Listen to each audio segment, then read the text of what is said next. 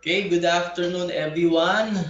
Uh, Welcome to our webinar on essential skills in academic writing for student researchers.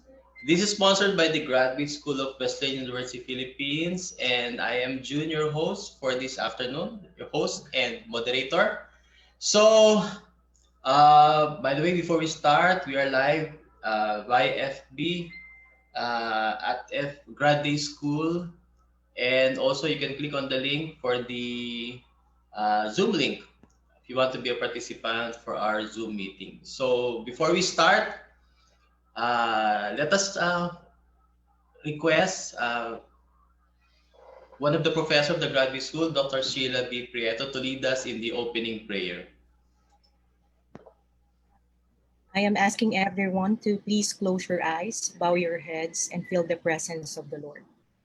Heavenly Father, we come to you today asking for your guidance, wisdom, and support as we have this webinar. Lord, we thank you for the blessings that you have bestowed upon Wesleyan University Philippines, the graduate school faculty and students. Help us realize how thankful we should be for the opportunity to work and study at such wonderful institution. Help us to manage more into knowing and keeping our spirits alive as we continue to remain in your loving guidance. We pray that you come and join us and lead the way towards the success of this activity. Please implore your loving guidance as Dr. James Nilo imparts his talents and skills to all of us. We appeal to you, O Lord, that in the fruits of our labor, we are able to give back to you and to our brothers and sisters in need of proper education, that we may desire to know you more and to seek you more. This we ask and pray through Christ our Lord. Amen. Amen. Now to lead us in the singing of the Philippine National Anthem, may we request Ms. Romel Joy Sangray, a staff of the graduate school.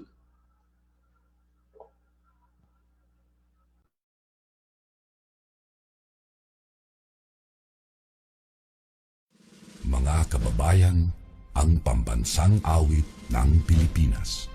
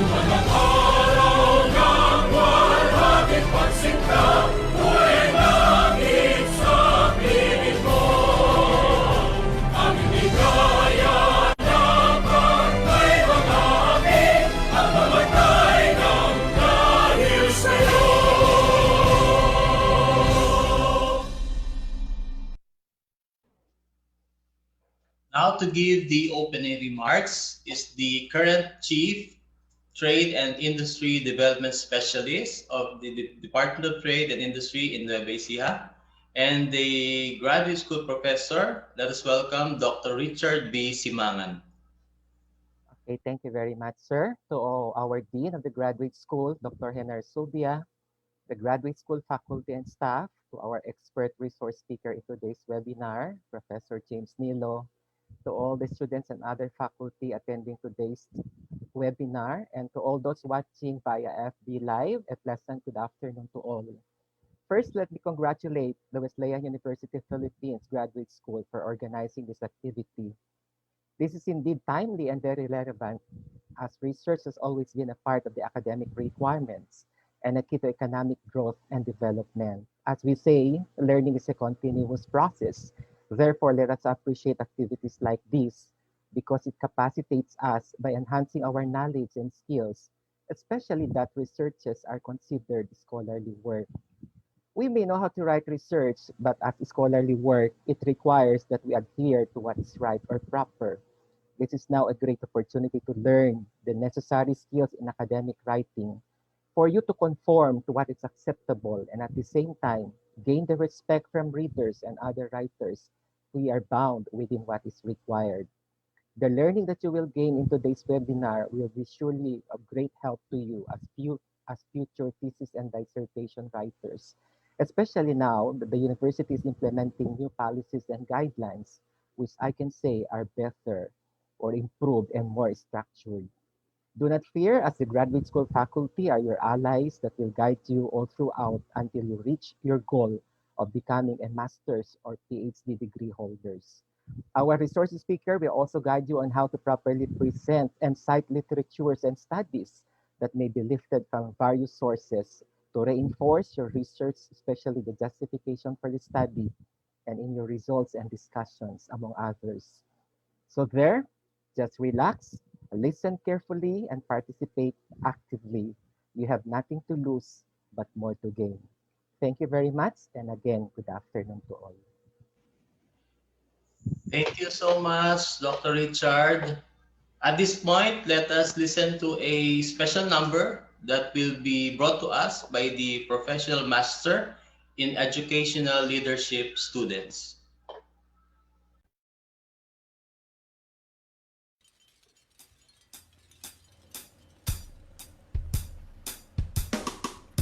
Gising na naman, kay bilis ng oras. Pikit pa ang mata, bumabangon na sa kama. Kay ganda nga naman ang araw, kung simulan mo kumanta, pasalamatan siya. Si Jesus sa araw na ito, buhay na anong sigla, di ba dulot niya sa alas 7 na.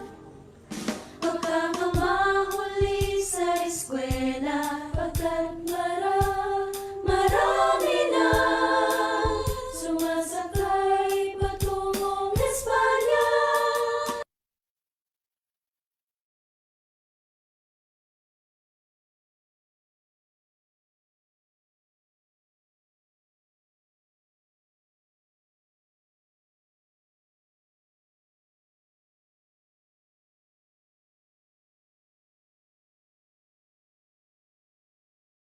Sabi sa Biblia, sa bawat lakad mo ay si Jesus ang tsuper ng buhay. Dito ka sumakay, gasolina'y panghabang buhay. Biyahe mo ay sulit, pagkat patungong langit, hindi pwede ang sumabit. Paniwalaan nyo, ito'y tungkol kay Kristo. Baka akala nyo ako ay nanloloko. Si Jesus, hindi siya sinungaling, sa kanya to nanggaling. Ito ang tangi niyang layunin. Biyahe mo ay sulit, pagkat patungong langit, hindi pwede ang sumabit. Siya ang tsuper ng buhay, dito ka sumakay, gasolina'y panghabang buhay. Biyahe mo ay sulit, pagkat patungong langit, hindi pwede ang sumabit. Siya ang tsuper ng buhay, dito ka sumakay, gasolina'y panghabang buhay. Biyahe mo ay sulit, pagkat patungong langit, hindi pwede ang sumabit.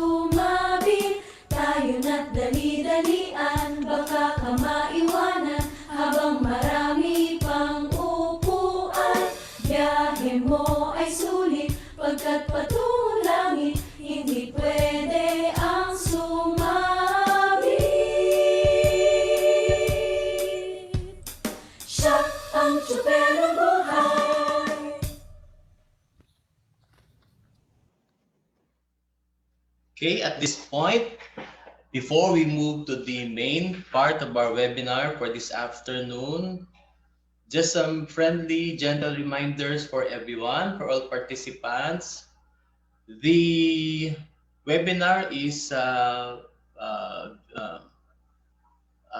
on Facebook, so uh, everyone can watch this. And also, certificates will be provided later. There will be a form that will be provided, Google form, so that we can be able to receive the certificate after the webinar. At the same time, kindly turn off or put your mic on mute while the webinar is ongoing. And also, please be mindful of your environment so that we will not distract our participants and also our speaker. Okay, so at this point, to introduce our resource speaker, let us welcome the staff of the Graduate School, Miss Norin Joy Medina. Good afternoon, everyone. Our speaker for today is one of our professors in the graduate school. He finished his Bachelor of Arts major in Political Science in this institution. He graduated with honors in Master of Arts in Management at the American Public University, Charlestown, West Virginia. He also finished his Master in Business Administration as summa cum laude at the Trident University International, Cypress, California, and, and also a recipient of a graduate certificate in Human Resource Management at the same university. He finished his Doctor of Business Administration in Leadership at the Walden University, Minneapolis, Minnesota. Currently, he is an adjunct instructor at the University of the Philippines. Sorry. Currently, he is an adjunct instructor at the University of the People, Pasadena, California. He facilitates business administration, management, leadership, and human resource management courses. He was an associate faculty in the University of Phoenix, Yokosuka, Japan in the year 2014-2015.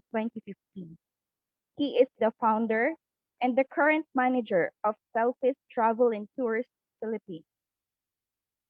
Ladies and gentlemen, our speaker for today is an alumnus of Wesleyan University, Philippines, Dr. James Alvaro Milo.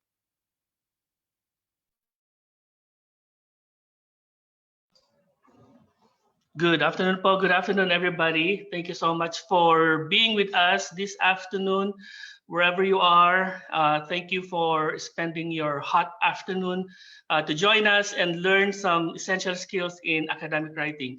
My name is James. I am an alumnus of Wesleyan, like what Ms. Noreen has introduced us. Thank you again for this opportunity. I am going to share my screen.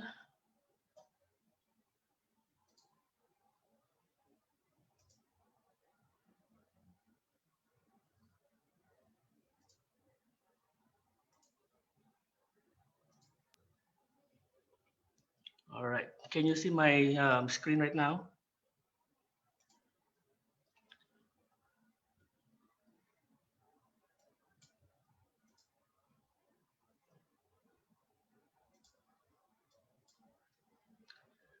Okay. This is essential skills in academic writing for student researchers. At the end of this workshop, I'm hoping that we can acquire these four these four skills that are essential for you to become an independent and confident academic writers.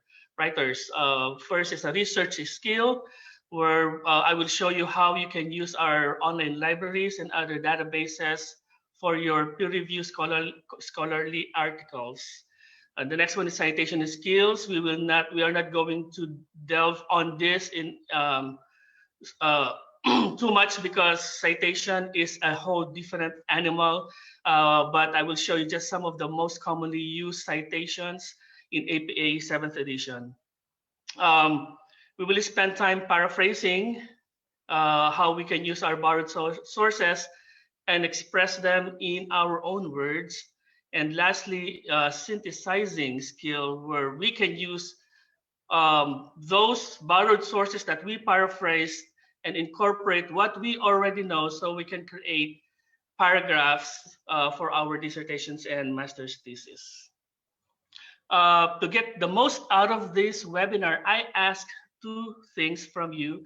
First is to participate. You've heard Dr. Simangan. He encouraged all of us to participate. So you can type your answers or questions in the chat box. I have another window open so I can also monitor it, but we have Dr. Yabres to monitor it for us, and then ask questions. Even if you already know the answer, if you think your peers could benefit from the answer, please ask those questions. And if you would like to speak, go ahead and raise your hand so we can recognize you, and we will allow you to unmute your microphone. For the students only, this is our first participation opportunity. If you could type in the chat box which researcher you are. If you're a master's thesis researcher, please type thesis. If you are currently on your dissertation, please type dissertation. If you're not in that stage yet, just type other.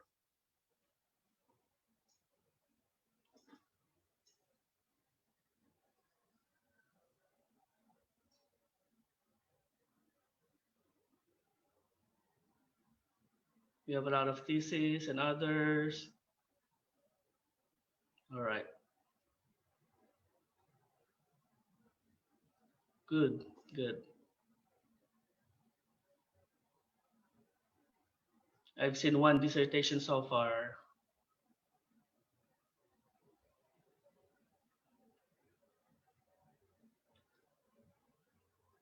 Excellent.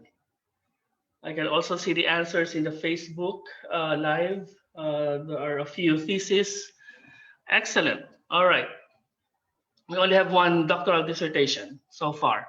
The second question is, what is your level of confidence in researching and writing for your research project? If you think you are confident, just type a C.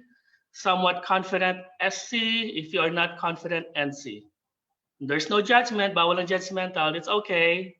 The purpose of this is so that if your professors or advisors are here, at least they know your level and they know how to assist you.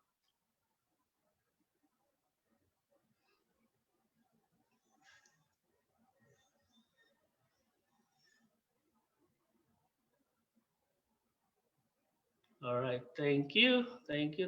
Just keep them coming. Excellent, thank you. All right, so we know what we are working on. So great. These are the things that you need to remember being an academic writer or academic researcher. I think I've seen some articles before claiming that academic writing is actually just borrowing from different sources and putting them together and then claiming it as a new material. Well, that's not quite the definition of academic writing. We just don't borrow from sources and just put them all together. That's not how it works. Remember that that in academic writing, you need to express your original ideas, contribute your original ideas expressed in your own words. That is the number one rule. Okay, as an academic researcher, you are contributing your own original content. We are not here to gather materials from various authors, put them all in one book, and pass it on as our dissertation or thesis or research project. That's not how it works. We need to be able to give our own original ideas. All those borrowed sources are meant only as supporting evidence to what we offer or contribute. Okay, we research for those evidence or sources. The word source or sources and evidence, they mean the same thing in academic writing. Those sources are our evidence, and we borrow them so that we can have a supporting evidence to what we offer to the academia or to the world. And whenever we borrow always cite the authors, always attribute the authorship to the correct author. Okay, we will learn that in EPA writing, and we've been learning that in anti-plagiarism. Always, always, even if it's only the idea, but if it's somebody else's idea, we need to cite and give credit to the author or authors. We should never claim someone else's work or idea as our own, even if we paraphrased it. Okay, that's very clear. Other things to remember, follow 8 format strictly. Do not guess. Do not think that maybe this is how it's supposed to be. No. If you don't know how to cite a material, you can, I will give you the links later on, but you can always search it on Google, how to cite peer-reviewed article, APA 7th edition. And follow it very strictly wherever the sentence case, title case, punctuations, spaces, or no space at all, those are supposed to be followed very strictly. We do not guess. And include all in-text citations in the reference section. Everything that you have included in your discussion should be found in your reference section, with a few exceptions. One thing that I can give you, one exception, is personal communications. If you've interviewed somebody, or if you received an email from somebody and you want that, you want to cite that in your discussion, you don't have to include that in the reference section because no one else can access it. We cannot access your email anyway. You can cite it as personal communication in your discussion, but in the reference section, you don't have to include it. Aside from that, everything that is in your in-text citations should be found in your reference section. Some people pad the references, and that is not acceptable. So they can just show that they have a lot of references, but those references could not be found in their body, in the body of the paper project. That is not acceptable. Okay, and vice versa, all references must be found in the in-text citations. And borrow appropriately, quantity-wise. Like what I said, we don't just gather from various sources. We need to borrow appropriately. Our scholarly voice, our own contribution should be stronger than what we borrow. I remember my research methodology professor in my master's. He always told us that the good rule of thumb to follow whenever you're borrowing sources is that the amount of words you borrowed should equal or more, should equal the number of words of your own words. For example, if you borrowed 30 words from an author, you should also explain what you have borrowed in 30 or more words. So your voice should be stronger. Your voice should always be stronger in your work. That is called synthesis, and we will learn that later on, what synthesis is. We just don't borrow without explaining what we borrow. Okay, what is academic writing? Academic writing, there are four elements of an academic writing. First, it is planned and focused. Remember, that's why you have your sessions with your master's thesis committee and dissertation committee, because you have to have that plan approved by them. What is your plan? How are you going to gather your data? How are you going to analyze those data? And how you are going to present those data? All of those are planned and focused. We are not here to solve all the problems in the world. We are here to solve one particular problem. So it has to be focused. So it has to be centered and focused on a particular problem. Structured. We follow an academic rigor in our research projects. Again, our committee will have to approve that, and we as the researchers will have to explain the structure of our research project, and we even have to defend it. And the way that we can defend that structure is to back it up with peer-reviewed articles. Evidence in everything that we discuss in our research project has to be supported by evidence. That's why we do research. We go to the online libraries or actual libraries. We hit the books, we hit the government websites, we gather statistics, because we need to be able to include evidence in our work. And the fourth element is formal. I remember in one of my classes at Wesleyan, there are some creative writers there, and sometimes that creativity spills over into their work. And I tell them, as much as I love creative writing, the tone of our work has to be formal in tone and in style. So we need to remember all of these four. Now, ways to use sources and evidence. First is direct quoting. Direct quoting is when we just copy word for word from the source. We highlight it from the screen. We click Control C. We put the mouse into our document, and we click Control V, and that's it. Direct quoting. That's so easy to do. Okay. The next one is paraphrasing, when we retell the idea or the work using our own words. For example, if we hear, I think,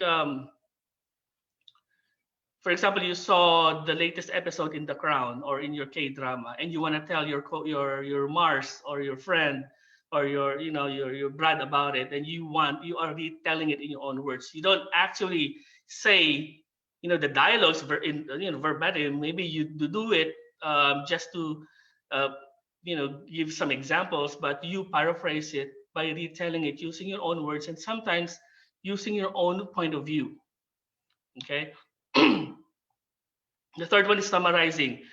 You can read a book, or you can read an article, or watch a movie or a documentary, or you've heard or you've seen some of the news, and you just want to summarize it. Okay, describing the paragraph or a portion of it, or an entire work in a succinct way. Just give them the gist of the work that you are summarizing. And the fourth one is synthesizing. Synthesizing is using two or more sources that you have already paraphrased and incorporating what you already know, so that you can contribute a new knowledge. And we will practice on this. I will show you this later on. But synthesizing is explaining what you have just borrowed. We just don't borrow and paraphrase without explaining what those are, without using our own voice as well. So question, out of all these four ways, what is the preferred way for student researchers? Go ahead and type it in the chat box. Quoting, paraphrasing, summarizing, or synthesizing?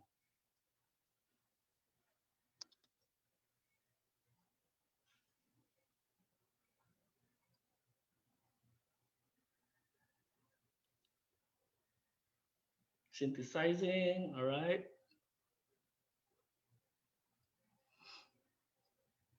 2, 3, and 4, yes. Excuse me.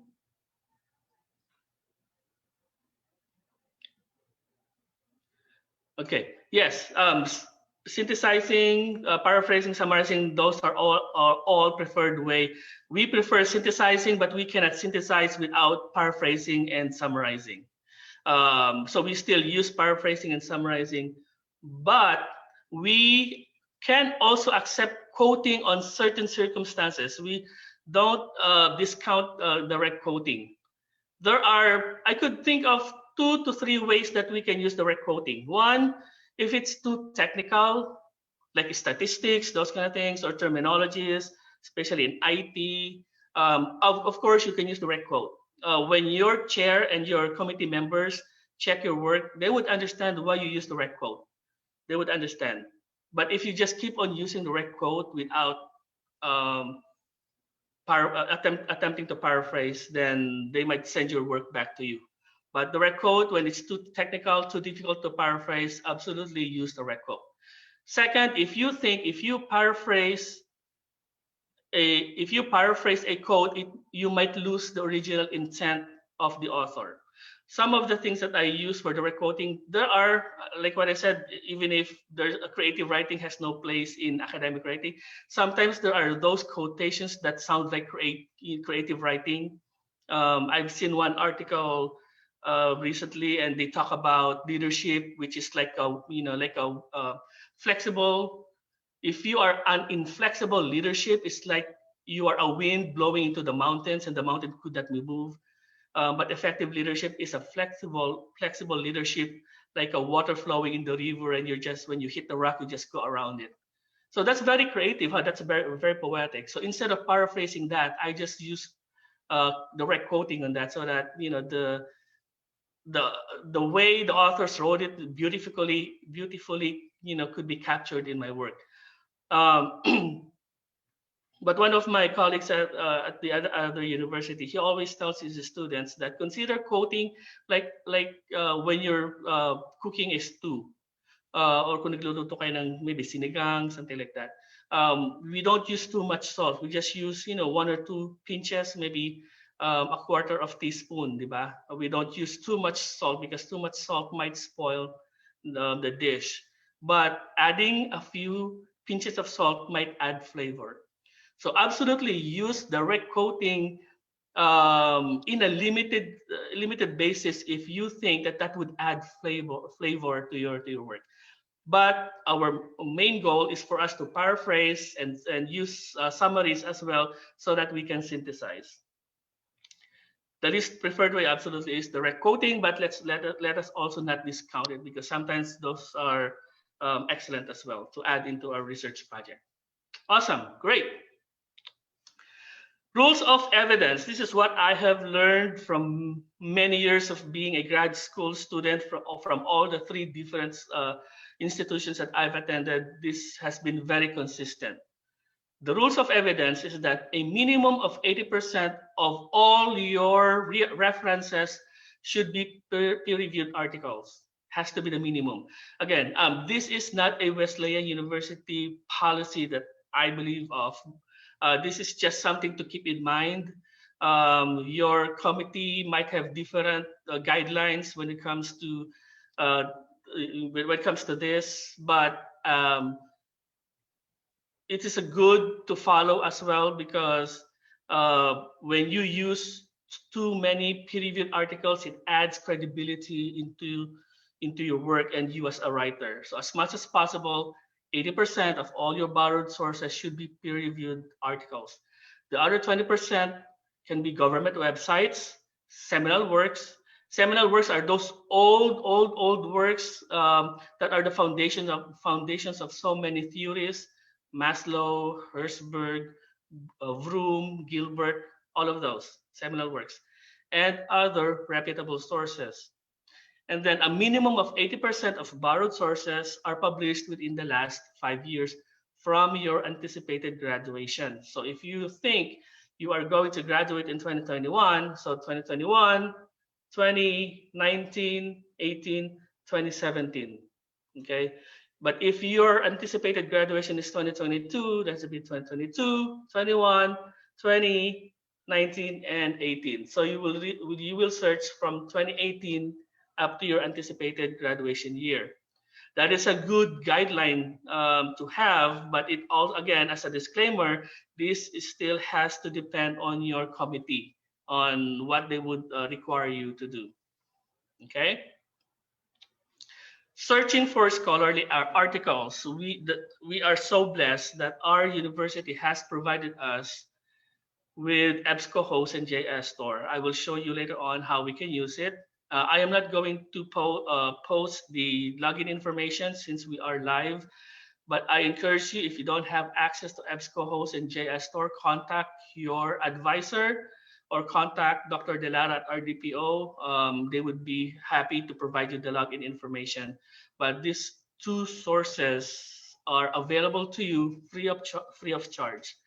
Google Scholar, open access journals, and I'm going to upload right now a link to my Google Drive. So because I also uploaded a lot of other open access resources that you can use. Stay away from Wikipedia. I've seen some dissertations with a lot of Wikipedias, actually even copy and paste paragraphs after paragraphs from Wikipedia. That is not good. If you want to use Wikipedia, go to the actual source itself and always verify that the source is credible. Yahoo Answers, Quora, personal blogs, and other non-credible sources, stay away. Okay, the type of evidence that you use, like what Dr. Semangan has said earlier, would define the type of writer you are. So why should we use credible sources?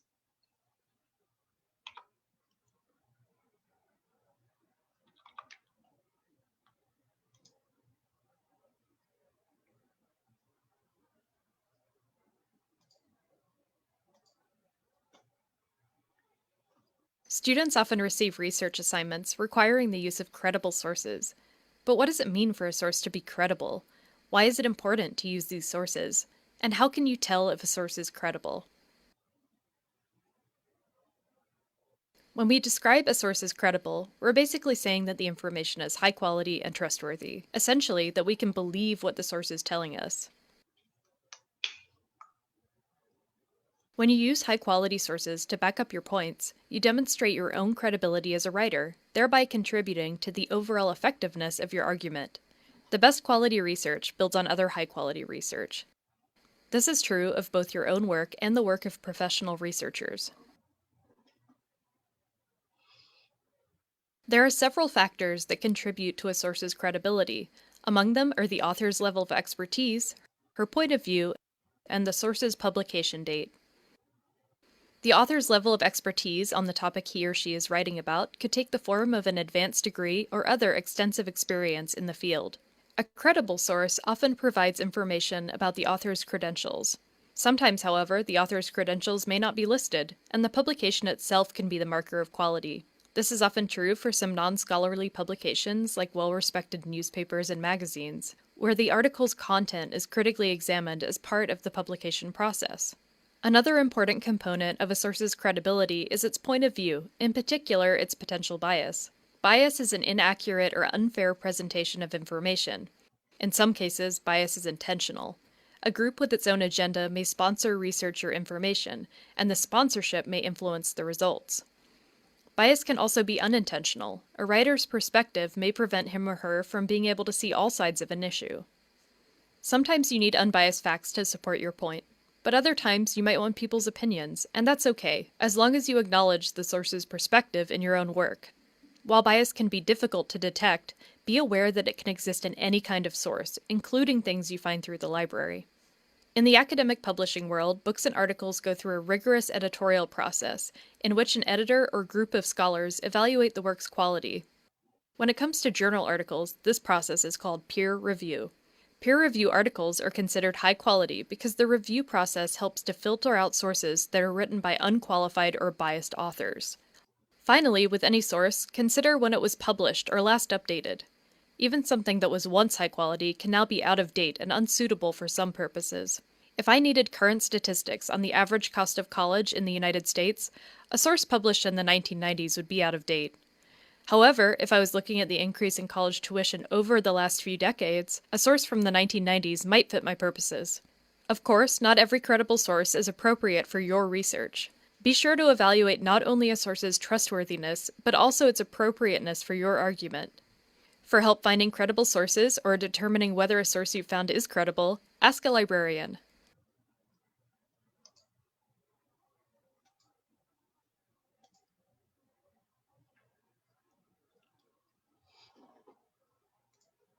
All right, but before we go to to EBSCO-host, let me post the how do I go to chat room? Okay, this is the link to my Google Drive, so you can download the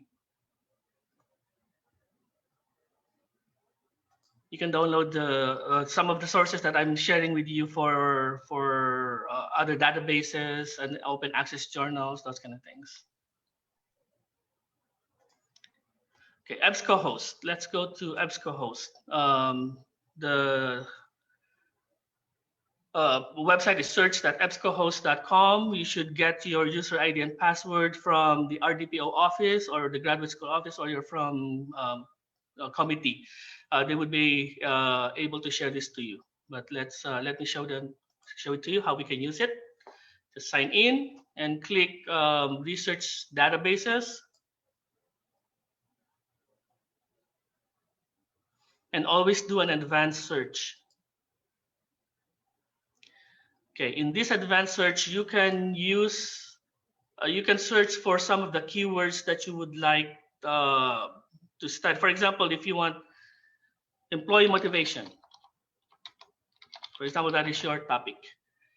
In the select field, just click all text. Full text, click this because there are some abstracts only and you won't be able to access the entire article. Publication date, 2017 to 2021. And this is important, click scholarly peer-reviewed journals, okay? And then click search.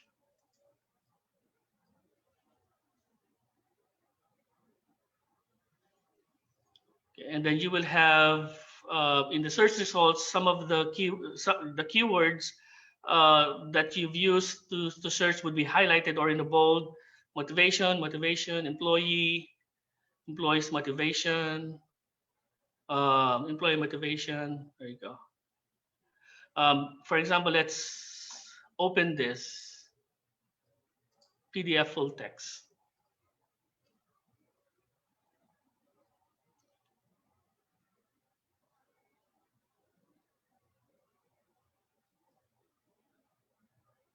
So this is a scholarly article.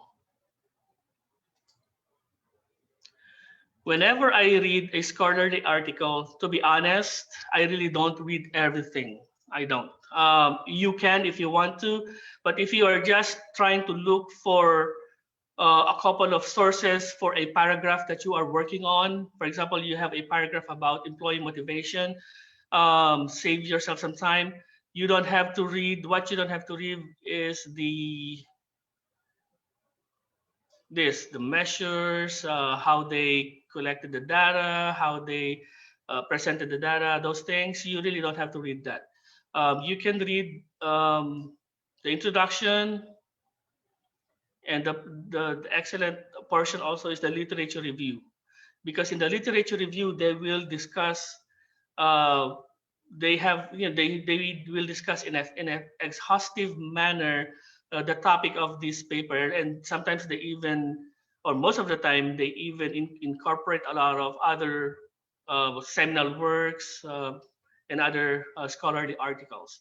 But you can read, try to look, for example, this one, they included Vroom. Vroom is a seminal work. Expectancy theory. So you can use that. If you think you can use that, then copy and paste, because we need direct quotes first. Copy and paste and put it in your Word document. Or if you want, you can paraphrase from here on. As you type it on your document, you can paraphrase. But read that, and at the end, after the results and the discussion, read that too, because sometimes they also discuss how the study results apply in management or practical application in business. Those are excellent areas for you to read, because you can learn a lot from there. If you want, you can read how they did how they analyze the data. That's up to you, but I really don't have the time. Sometimes I don't even understand it. There you go. Yeah, discussion. You can read that.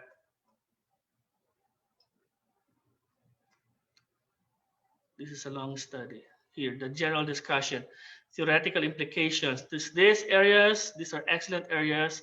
Practical implications, yes, read that. Sometimes, for example, if it's about job burnout, then they will discuss how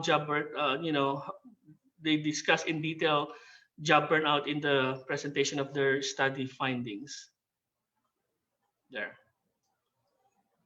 Okay. Right. Sometimes people just use the abstract. I don't think you can get much information in the abstract. Maybe if you want to summarize this research article, then you can compare your summary with the abstract. That's also acceptable, but don't rely too much on the abstract. That is why when we do our research, we have to make sure that we search for the full text. Okay, here, full text. So that the results that the EBSCO host will give us are only articles that we can access. All right, let's go to the next one. JS Store. This is the login information. I'm not going to show you the password because we are live on Facebook, so we can protect our asset. And always do an advanced search. Let's try job satisfaction and leave it all fields. Content I can access, okay? Only the content that you can access. Articles, English, 2017 to 2021, then submit advanced search.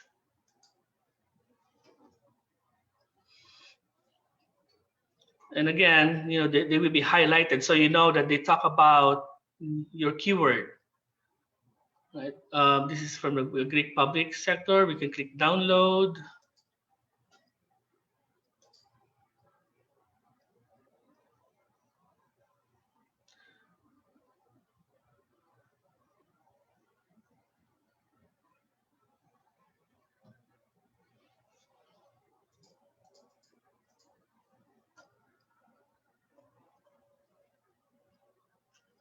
There you go. Introduction. Again, they use a seminal work again, room. You can use that.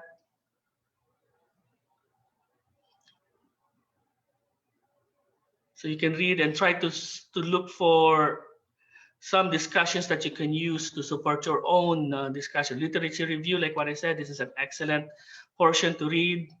Sometimes they have statistics here too that you can use. Just make that. That's why I encourage everybody to use research that were published recently so that your data are also recent.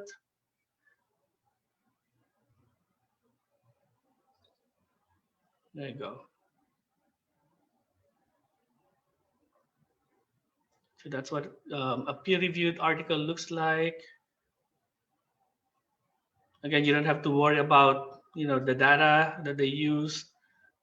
If you're curious, absolutely. If you want to learn their formula, absolutely, you can read them. But researching for articles and reading takes a lot of time.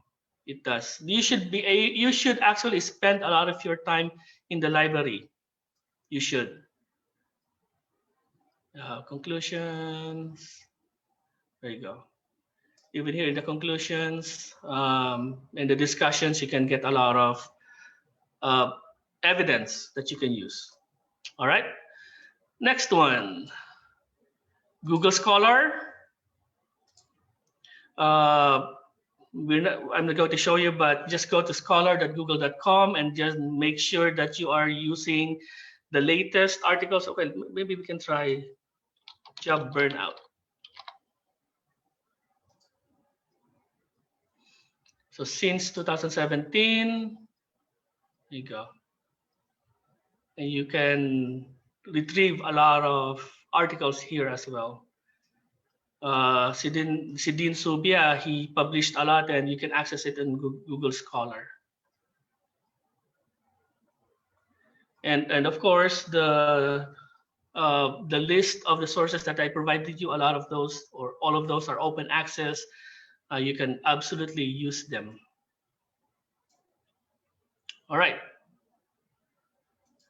Let's go back to our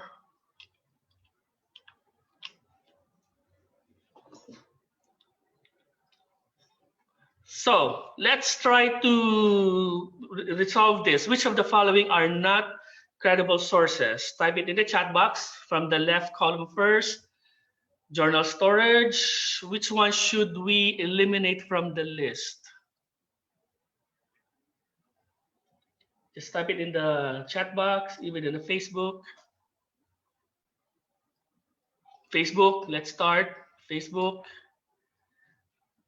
Journal storage is JS Store. I showed that to you earlier. LinkedIn.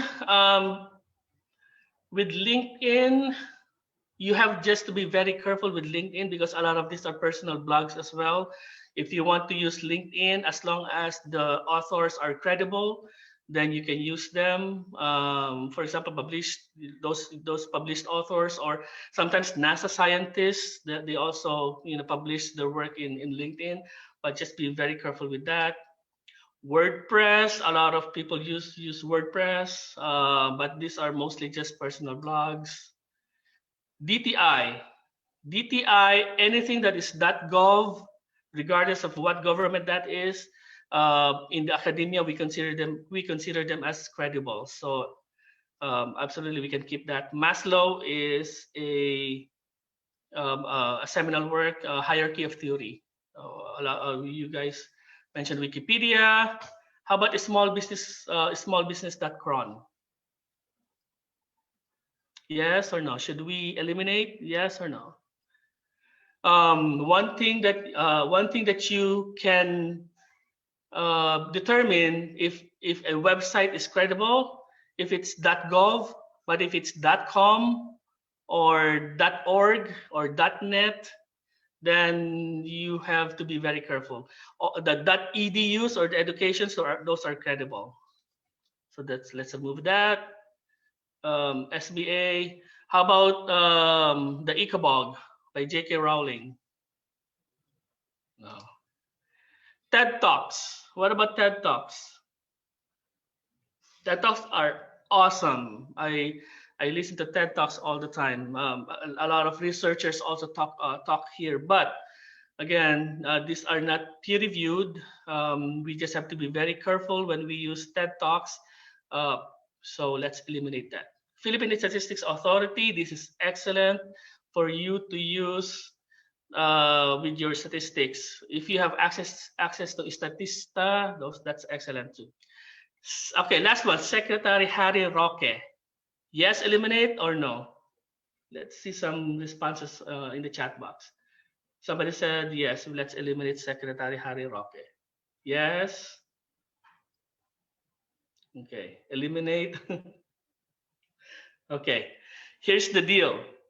Okay, Secretary Roque is the spokesperson of the government. We consider anything that he said to be credible. Why? Because he is the mouthpiece of the government. So if he said something in a press briefing in an official capacity, according to to a department or according to the president, then we consider it as credible. So we are on we can say that Secretary Roque, whatever he says, is the policy of the government because he is supposed to be the mouthpiece of the government. Regardless if you like him or not, he represents the president, and the president is the government. However, in his personal capacity, then no, we don't use him in his personal capacity. All right, great. Thank you for your answers. Okay, citations. We'll move to the next topic, which is citations. You can screenshot this. These are the two websites that I would encourage you to visit: apastyle.apa.org /instructional tech aids. Go to tutorials and webinars. There are webinars that you can watch and learn about citations here. If you are a teacher, there are ready-made handouts and guides that you can use so you can teach APA to your students. And there is also a sample paper here for students, and both for student researchers and professional researchers. Okay, so screenshot this if you want, write it down, and leave it here for a few more seconds. These are the official APA website. Second is the Purdue OWL. A lot of universities and professors use this too because they are the most consistent and the closest to APA. There is an APA guide, graduate writing, research and citation, and avoiding plagiarism. These are all resources that are available to you. Okay. All right, so let's talk about citations. In citations, there are two types of citations. One is parenthetical citation, and the other one is narrative citation. When we say it's a parenthetical citation, that means the authors are within the parentheses because they are not part of the sentence. When we say narrative citation, the authors are part of the narrative or part of the sentence. So, for example, for a single author, God is love, the author is within the parentheses. God is love, there's no period or comma or whatever there. Okay, open parenthesis, the author's last name only, don't include their first name initial, or whatever, just the last name, comma, year of publication, close parenthesis, and period. That is for the single author. Diba? Very easy.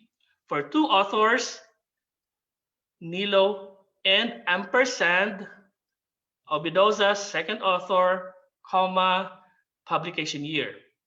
Now, this is the change, one change in from 6th edition to 7th edition. Before, in 6th edition, if you have 3 authors, 4 authors, you still include them all. But now, if you have 3 authors or more, you just write the first author's last name. Then include et al, period, comma, space, publication year, close parenthesis, and period.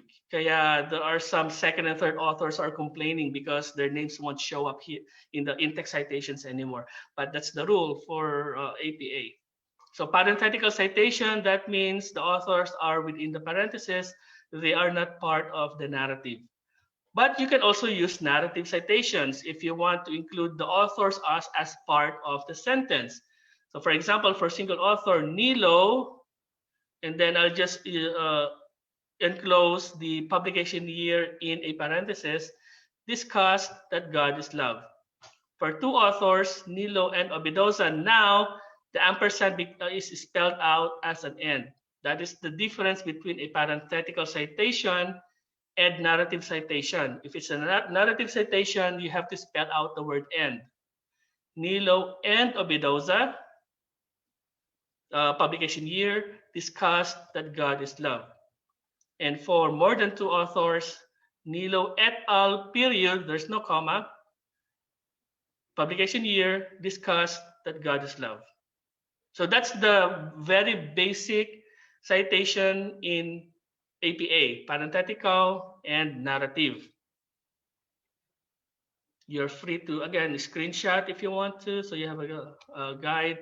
Now, direct quotation, while we encourage you to use direct quotations at very minimal amount, sometimes we also have to use direct quotations.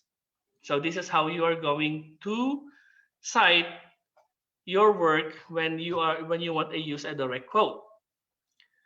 This for single author, this is your own word. Research has shown that open quotation mark, the youngest child is always the smartest, closing quotation mark. There's no comma or period or whatever. The author's last name, publication year, and you always have to include the page where you found that quote. Always. In paraphrase, it is recommended, but it is not required for you to include the page number. But in direct quotes, it is required. Okay, so this is your own word, and include the direct quote and the author, publication year, page number where you found it, close parenthesis, and period. For two authors, it's the same format. Use an ampersand, Cruz and Abad, 2018, and the page number. For more than 2 authors,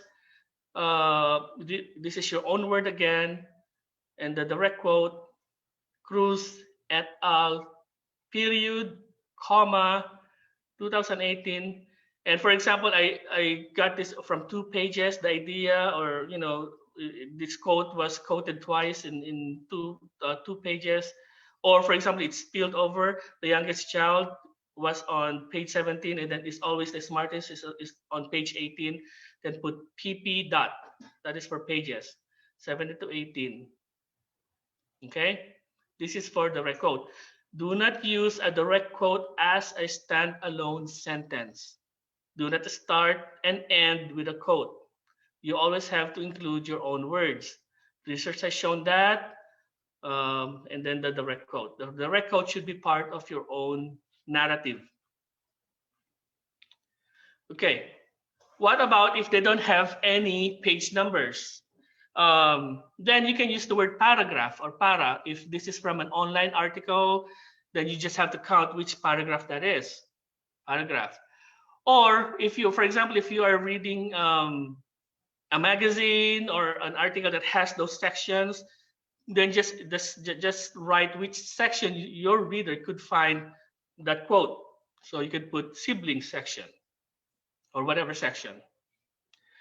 And again, if it's in 2 paragraphs, if they mention this in 2 different paragraphs, succeeding paragraphs, then put paras dot for the plural of paragraph for more than 2 authors. Okay, but that is the format. I'll leave it for a few more seconds if you want to screenshot.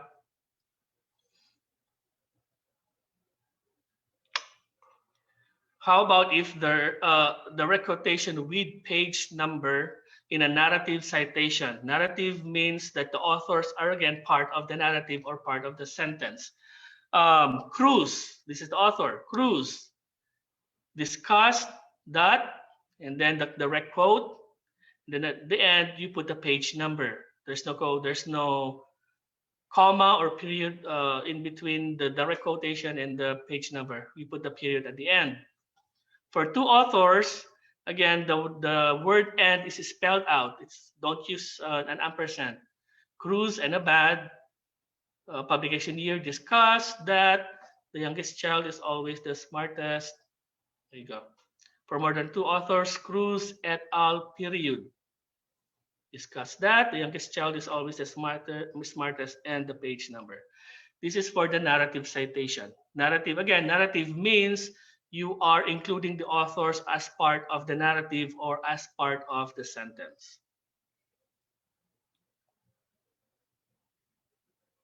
All right. Direct quotations without page numbers for a narrative citation. Again, you can use the word paragraph if you want. This one for videos or music. For example, you're listening to a podcast and Cruz and Abad mentioned that, oh, the youngest child is always the smartest. Now you have to look which timestamp that is. If they started it on 3 minutes and 21 seconds from the podcast or from the video or from the music, then just put 3:21 for 3 minutes and 21 seconds so that your reader or your dissertation committee, they don't have to go through all, the entire 2 hours of podcast. They know exactly where to go if they want to check your source. Okay, and then paragraph for more than 2 authors, according to Cruz et al. Period, and then you put comma because according to Cruz, and the youngest child is always the smartest. Again, do not use a quotation as a standalone sentence. Okay, when you copy and paste, you just don't copy and paste and include the author. Always include your own words. Always include your own voice. All right. Okay, block quotation. A block quotation is anything that is more than 39 words. If you borrow, copy and paste for 40 or more words, then it is a block quotation. It has a different format. Almost always, your professors would discourage you from using block quotations.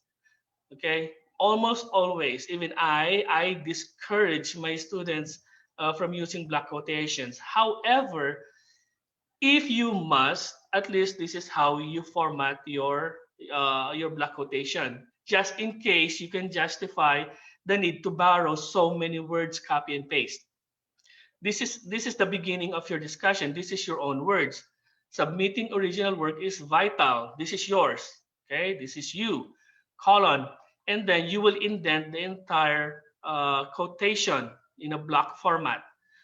There's no quotation marks. So this is your copy and paste borrowed source. The most important thing for doctoral students to remember, blah, blah, blah, blah, to deliver original content. Now there is a period at the end. So this is the block quotation.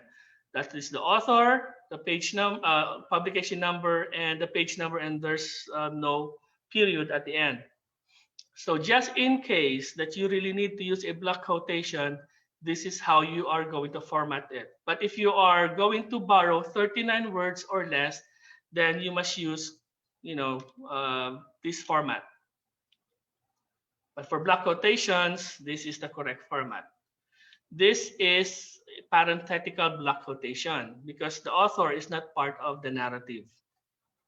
But if the author is part of the narrative, this is a narrative block quotation. So this is the format. Mateo, and then the publication date, found the following.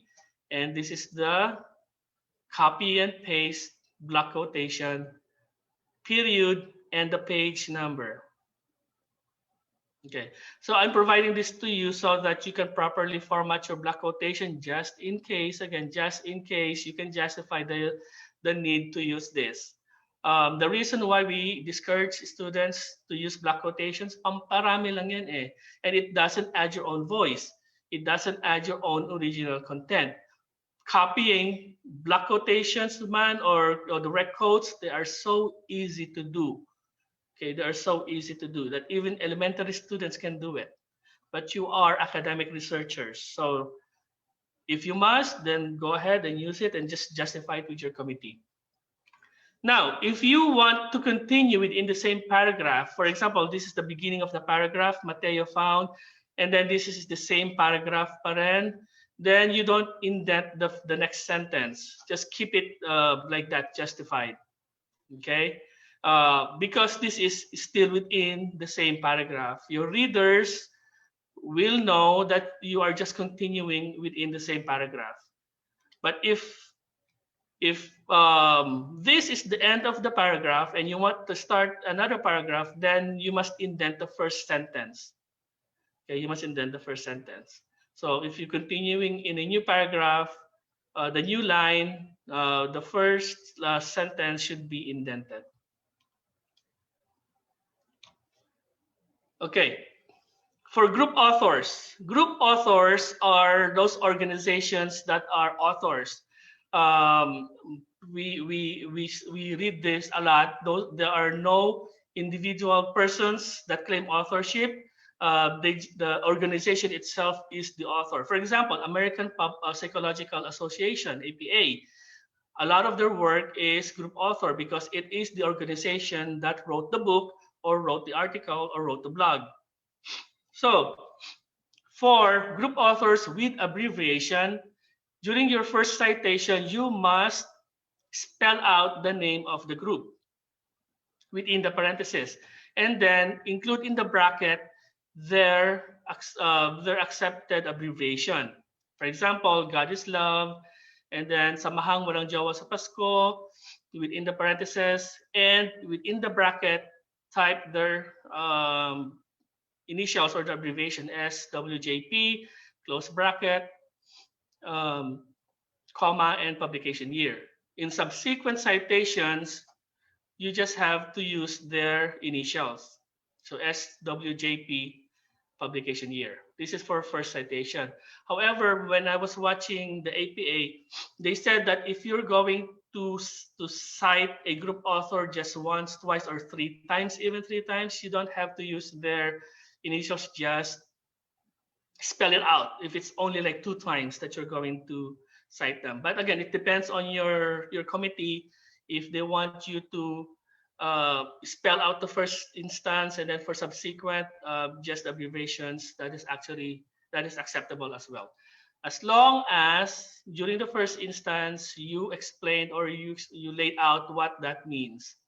Okay, don't just cite a group author's abbreviation and your readers wouldn't know what that means. In narrative citation, in the first citation, spell it out, Wesleyan University dash Philippines, and in the parentheses, you include their abbreviation right away during your first citation.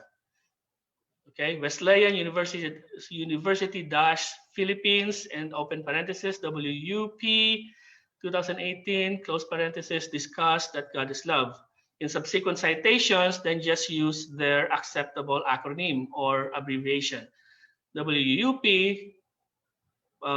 parenthetical publication year further discussed that love bears all things. Before I forget, in APA, we use past tense in our discussions, past tense, except for certain portions. For example, future research undertakings. If it's a future, then use future tense or present tense. But for literature review, for methodologies and discussions, we use the past tense. In MLA, I believe they use present tense. So in MLA, they would write it as WUP further discusses. But in APA, we use past tense. Group author with abbreviation. How about for group authors without abbreviation? For example, Harvard University, they don't go with HU. They just go with Harvard University. So if a group author has no published or acceptable abbreviation, then just leave it like that, Harvard University. In all your citations, okay? So don't write in HU because nobody knows what HU. Even Harvard, they don't go with HU. All right. Parenthetical citation of multiple works.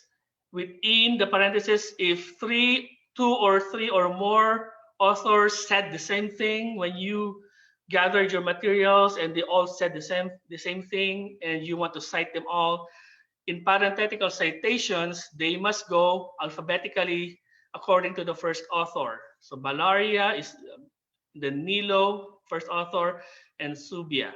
Okay, it has to be alphabetically in order when it is parenthetical citation by the first author's last name. But in narrative citation, they can appear in any order. So you can go with Subia first, then Balaria, and Nilo and spelled out and Nilo and Vergara. So any way you want, So that is up to you. All right. This is the references, commonly used references. This is the format. I want you to screenshot this, but I'm going to upload another link in my Google Drive because I created an APA references sample that you can use only for commonly used references like peer-reviewed journals and books and dissertations. This is the format. Normally, the title is on a sentence case. Sentence case means using the normal sentence case. Just capitalize the first letter of the first word and proper nouns and first letter of the first word after a colon or after a period, after a question mark, those things. But if it's semicolon, you don't. The journal name is italicized. The volume number is italicized. And if there's no DOI, you must include any other, like the journal homepage or non-database URL link, as long as your readers can access them. We don't normally use database links. We don't normally use database links because people don't have subscriptions to your database. For example, JS Store. Okay, we don't. If it's a JS Store link, we don't include that because people don't have access to JS Store. Only us, because our university provided us the access. If there's no DOI, then just don't include it. If you want to search for a DOI, you can go to crossref.org. Sometimes they provide you the DOI. Just type the author's name in the article. Crossref, CROSSREF.org. Okay, this is an online article. For online articles and blogs, again, you're not supposed to use them, but just in case, you can justify their use. Always include the entire publication date the year first, followed by the month and the day. The title is italicized, and this is the organization's name and the website. This is for videos. For videos, this is the author. Include the entire publication date. The titles are in a sentence case and italicized. Then include in the bracket what type of source that is. It's a video. The organization's name, YouTube or TED Talks, and the link where they can access your source. And this is a book. The book title is italicized, sentence case. You don't need to include the publication place anymore. That is an update in 7th edition. Sometimes we include New York, New York, or Boston, Massachusetts, but that's not required anymore. Just put the publisher's name and a period at the end. Don't include incorporated. Okay, sometimes they have the incorporated. Don't include that. Just the name. Okay, before we proceed, let me give you that link.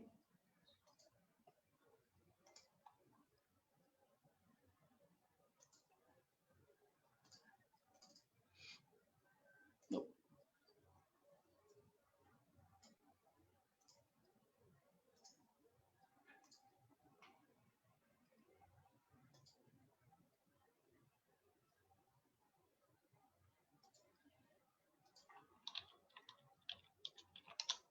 Yeah, that is the references sample in APA 7th edition.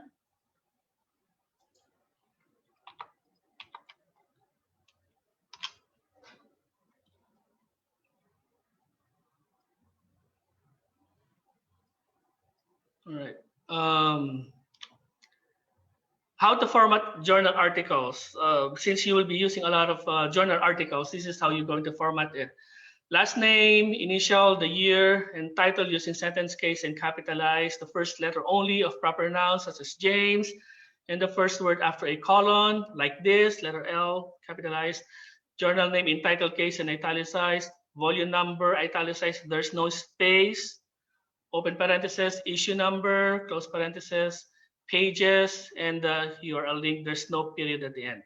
I provided you the reference sample. You can use that.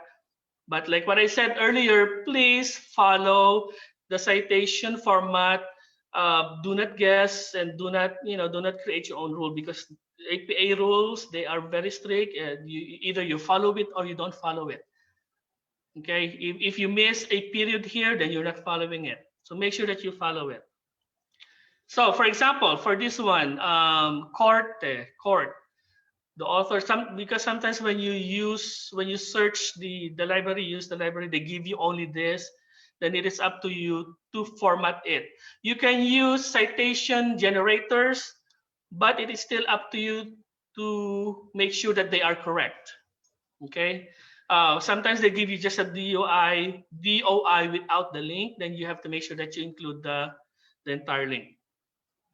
So when you have this information, they give you the volume, the number, the date, the pages. It is up to you to create them, put them together so that it is within APA format. So that this is how you write it. Okay, the author, initial, period, then the publication year. SINT are capitalized because this is a proper noun. It's the name of a theory. The journal name is italicized. Volume number is italicized. There's no space.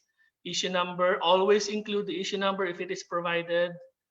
Pages, you don't have to put PP, just write the pages, and the entire DOI link. Okay, so this is the format. So please follow it exactly how you're supposed to write it. If there's no issue number, then just eliminate that. Sometimes they don't provide all the information, then it's fine. Sometimes also they don't have pages. They just have 1 to 10, and then they have a disclaimer that these are not page numbers, so don't include it. You don't have to include the pages. Sometimes they have article numbers. The article numbers start with letter E. So if they have article numbers instead of pages, then type the word article, capital A, article, space, then followed by the article number. You can find all of this in the APA website that I showed you earlier, the link. You can find all of this, but peer-reviewed article should be the majority of your sources, and you might want to follow it strictly. Okay, this is another one. So you can see the how I put it together. This is the website because they don't have a DOI, but the good thing is they make their journal available in their website. So if your readers go to this website, they can access the journal.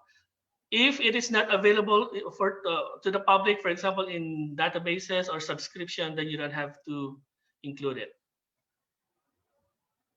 Okay, actually, the name of the journal is also different in their website. It's Generations, I believe. But you can use this if that's what's provided, or you can use Generations. Okay. The next one is a book.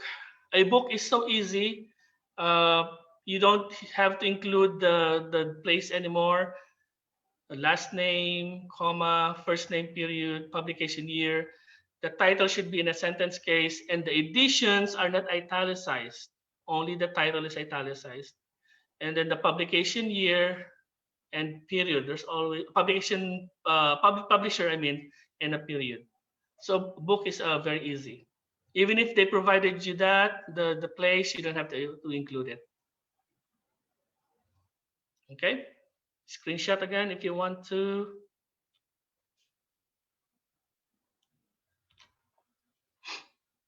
Let's do some exercises. Type your answers in the chat box. Which of the following is the correct in-text citation? Go ahead and read it and let me know by typing the letter in the chat box.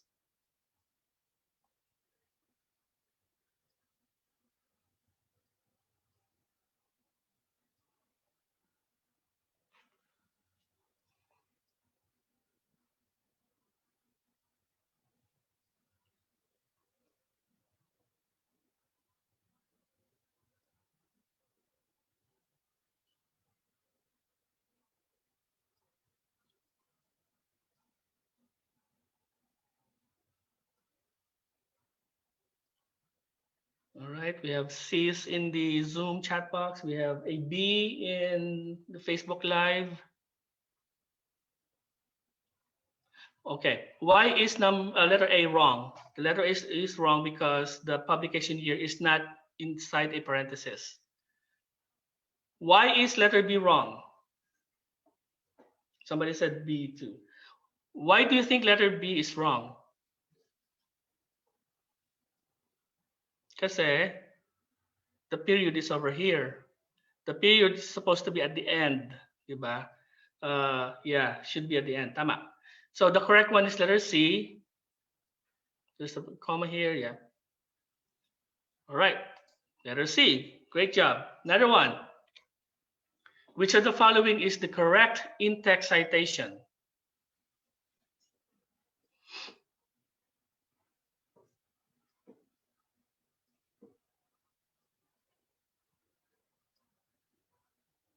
It is good that you can recognize the incorrect ones. You can recognize the correct ones. This is really good.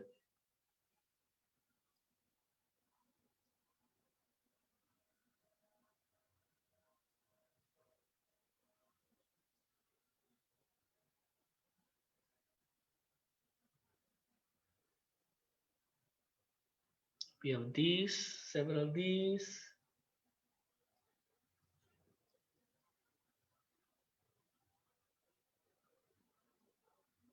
Okay. Why is letter A incorrect? Kasi it's ampersand, di ba? Like what I explained earlier, when you use narrative, you always have to spell it out. Type normally, okay? Letter B is incorrect kasi in parenthetical, they use and instead of ampersand. Letter C is incorrect kasi there's no publication year. But let me give you an information. Actually, when I got this sentence from my classmate's dissertation. Well, actually, the publication year is at the end, which is incorrect too. Pero when I just added that, in the original source, there's no publication year. Ganyan lang siya, die and Queen, there's no parenthesis, there's no publication year. But the source actually, the die and Queen, this is the second sentence. The first sentence that they cited die and Queen, there's actually a publication year. So when you cite the author subsequently in a paragraph, you don't have to keep on adding the publication year. Just first time lang, tapos kung si die and Queen sa first sa sentence number 2, tapos die and Queen again sa sentence number 3, you don't have to include si die yung publication year sa subsequent within the same paragraph. Na magkakasunod ha, dapat magkakasunod. I just added this, so this is also incorrect. So the correct is letter D, none of the above. Good job. All right. Next one. Which of the following is the incorrect in-text citation?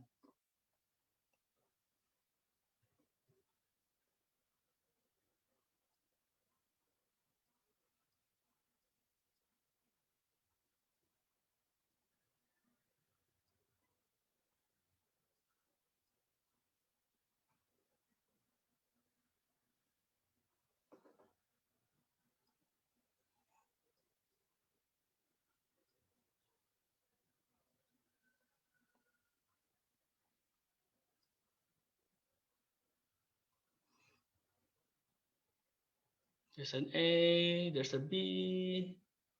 What else?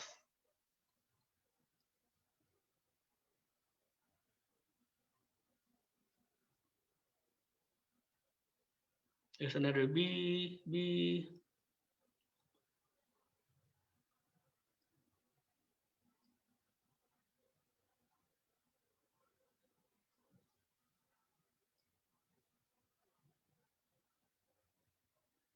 Okay, mostly B's.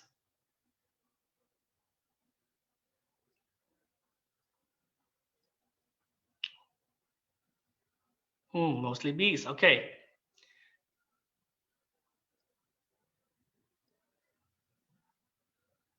There's another A sa Facebook Live. There's another A, more A's. Okay. Let's start from the letter C. Letter C, bakit mali ang letter C? Walang sumagot ng letter C eh. Kasi, like what I explained earlier, in a parenthetical citation of more than one author, diba, they have to be written in alphabetical order by the first author. So dapat nauna sa Anita. Letter B, we don't do this. We don't separate, the two authors. If they said the same thing, then they need to be included within the same parenthesis, and has to be alphabetical. So A first, then C. So the correct answer is letter A. All right. Again, great job. May isa pa yata. Okay, last one. Which of the following is the correct in-text citation?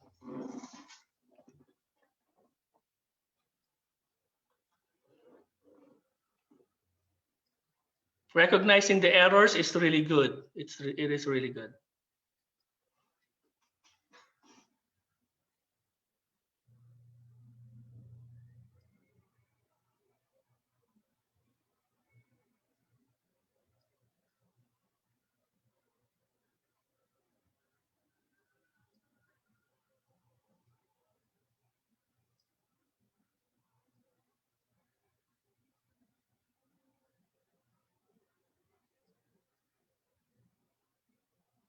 Letter B, B. All right, I think there's a general consensus that it's letter B. Yes, it's correct. On APA 6th edition, tama si letter A, tsaka tama si letter C. But in 7th edition, they changed that. Like what I said, if you are a published author and you are the second and the third author, a lot of these authors complain kasi hindi na nasasama yung pangalan nila. It's just et al. So the correct answer is letter B. Great job, everybody. Awesome. So we already know how to search for peer-reviewed articles using our libraries, You have a long list of open access journals and databases that you can use to search for scholarly articles. We have learned the basics citations. Now it is time for us to paraphrase. Okay, paraphrase. This is from my colleague Dr. Schaefer. He gave us 4 steps in paraphrasing. Paraphrasing again is retelling the story or the idea to our friend or to our reader. The first one is read the original work as thoroughly as you can, and you have to keep in mind the context. Okay, context surrounding the idea that you want to borrow. This takes time because you have to spend a long time to just keep on reading the idea or the sentence or the paragraph that you want to paraphrase. Take notes and create a short list of the salient points of the passage. Jot down the big ideas. Okay, and then close the book or minimize your browser. And then before you type a single word, always paraphrase without looking at the original source. And then check your paraphrase passage with the original as a quality check. Let's watch a video.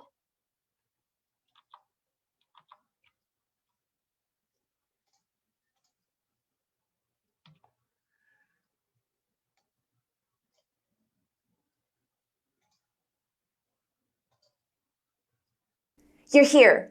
Probably know a thing or two about paraphrasing, but still struggle to master the art of it. Fear not. I'll explain how to paraphrase in 5 easy steps and give you a few tips along the way. Stay tuned. Hi, I'm Jessica from Scribber, and we're here to help you achieve your academic goals.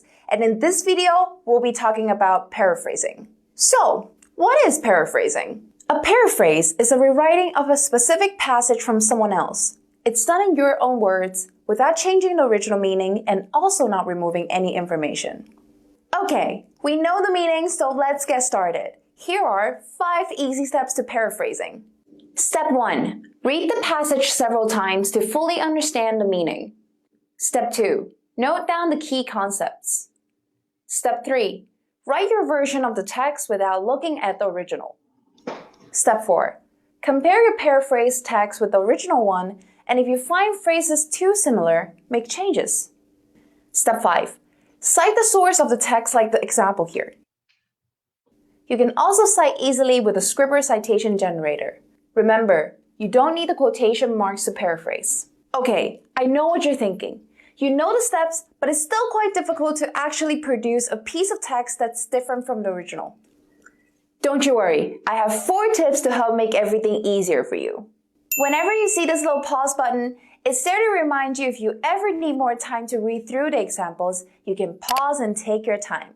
Tip number 1. Start your first sentence at a different point from the original source. Tip number 2. Use synonyms. Make use of the thesaurus if you can't think of any synonyms. Tip number 3. Change the sentence structure. Try using passive voice if the original text used active, and vice versa. Final tip. Break long sentences into smaller sentences, or combine sentences into a longer one. In this example, you can see we've applied the 4 tips. First, we introduce the context followed by the last part of the original sentence, which is the expectations of creators, regulators, and users. We also use quite a few synonyms, such as exposed a critical turning point, made it apparent, outpaces, rapidly eclipsed, power, immense influence. Third, we change from active to passive voice. Technology outpaces what users, regulators, or even its creators expected. The expectations of creators, regulators, and users have been rapidly eclipsed by technology. And finally, the original was 1 long sentence. We broke it into 2 smaller sentences. Now that you know the tips for paraphrasing, make sure you don't confuse it with quoting, which is when you copy a source word by word. Naturally, you should end up paraphrasing most of the information you found instead of quoting if you have done your research thoroughly, which is ultimately a better solution since it shows that you have digested your text, your paper will have a much better flow, plus your voice will remain dominant throughout the paper. With that being said, only use quotes when you are giving a definition, presenting an author's position, or when you want to support your argument. Make sure to check out this video on how to quote if you're interested. And that's it for today's video. If you've learned something, give this video a like, and if you have a question, ask away in the comment down below and I will reply. See you soon in our next video.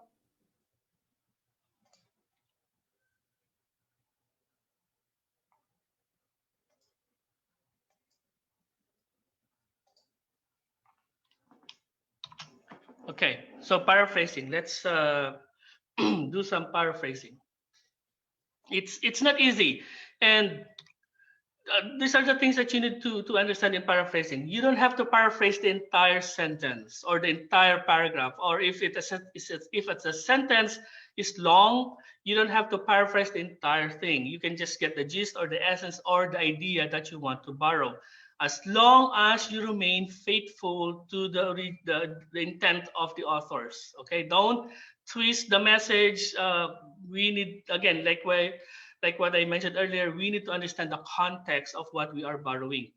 Try to change as much words as you can so that you have a low similarity hit in flag scan. And then keep the important words. You don't have to paraphrase important words such as globalization. If your topic is about globalization, then just keep that word so that your readers know that you are being consistent with your discussion, with the flow, especially if they're part of the topic, or if there's actually no paraphrase equivalency. And again, there is no single way of paraphrasing sources. If I'm going to show you some of paraphrases that I've done, that is not the only way. Okay, there's no one way of retelling a story. I can tell you the story about crash landing on you, and you can tell the same story in a different way, maybe in a more detailed, more dramatic way than I do. So there's no single way, there's no right or wrong answer. As long as, the important thing is, as long as we remain faithful to the original intent of the authors. Okay, with that in mind, let's try to do a couple of exercises.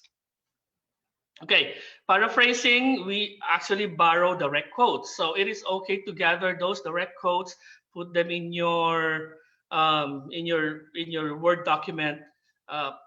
Just keep on gathering them if you want to, and then you can paraphrase later on. So this is the direct quote.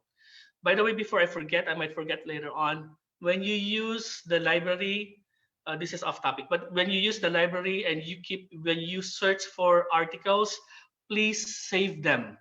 Create a folder in your computer, and then you can create subfolders, and then save all those articles that you've been searching.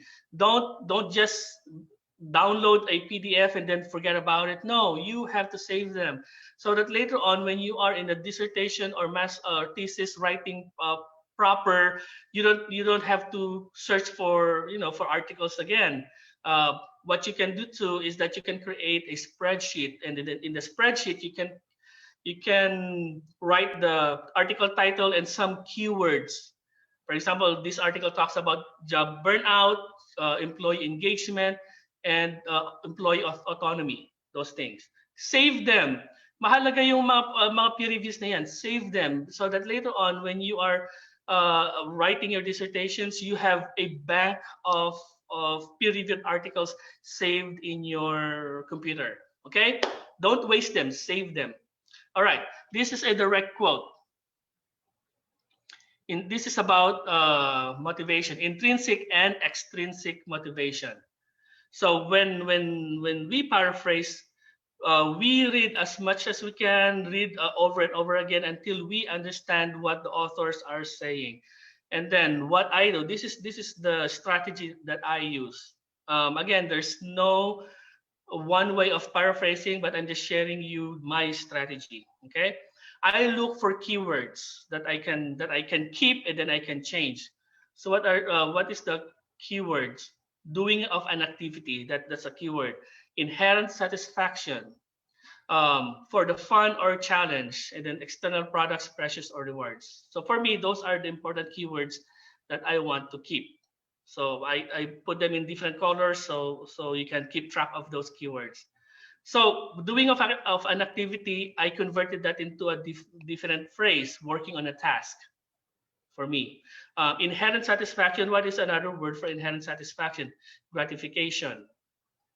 Um, for the fun or challenge, enjoyment. And then external products, precious or reward, remuneration. So those are the phrases and words that I selected that I want to change. So I rewrite it. I put them together and rewrote it like this: an intrinsically motivated individual finds gratification and enjoyment in working on a task and not on any remuneration, because this is about intrinsic motivation, diba? So I just put them all together, created a new sentence in structure. I didn't have to paraphrase the entire long sentence. I just got the idea, and this is how I wrote it. An intrinsically motivated individual finds gratification and enjoyment in working on a task and not on any remuneration. There's no quotation marks anymore, and there's no page number. Although you are encouraged still to include the page number, but it is not required in paraphrased anymore. And I try to change as much as I can, so that when I run this in flag scan, I don't have much similarity hit. Okay. Again, so this is the original, and this is my paraphrase. Intrinsic motivation is defined. Again, and then I also changed the focus. The focus of the original is about the motivation itself, but I changed it to the person. So motivation, and this is the person. An intrinsically motivated individual, I changed the word person to individual finds gratification and enjoyment in working on a task and not on any remuneration. And this is the original. Is defined as doing of an activity for its inherent satisfaction rather than for some separable consequence, remuneration. When intrinsically motivated, a person is moved to act for fun or challenge, enjoyment, entailed rather than because of external products or pressures or reward or remuneration. Again, you can find other words if you want instead of remuneration. Maybe you can include recognition or pay or or salary. That is up to you. And I made it more succinct. Okay. So again, it is not easy. I understand. I struggled with this when I was in my MBA. I struggled, but I promise you, the more you do this, the more the easier it gets. That I can promise you. The more you do paraphrasing, and the more that you can hone your skill, and then it will be easier for you to do this in the future. So just keep on practicing. Another example. This one is about volunteers, the intrinsic and extrinsic motivation of volunteers. So let's read it.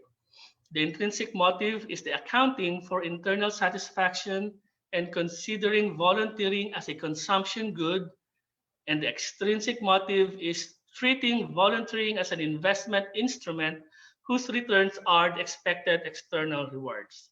I will leave this here for a few more seconds so you can read it over and over and capture the essence of this source.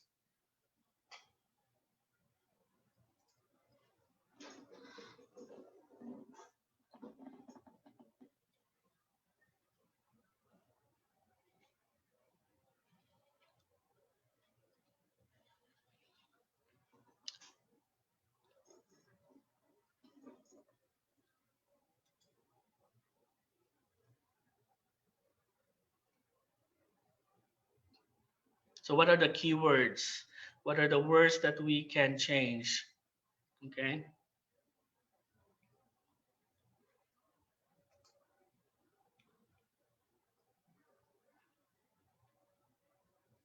I broke this down into two parts. So I'm going to paraphrase the first part of the sentence because there are two sentences here. Here to consumption good and then extrinsic. So let's do the intrinsic motivation first. So this is the first portion that we are going to paraphrase. When you break it down, sometimes it gets easier din eh. It gets easier. So for this, I selected internal satisfaction and consumption good. What does internal satisfaction mean and what does consumption good mean? Sometimes you also have to search for thesaurus or dictionary definitions so that you can understand what they actually mean. So internal satisfaction, it means self-fulfillment. And then I have to search for consumption good. Bakit sinabing consumption good? Ano ba yung mga consumption goods? Food, food, water, those things. And then on what I have learned in understanding that phrase, consumption good brings personal contentment.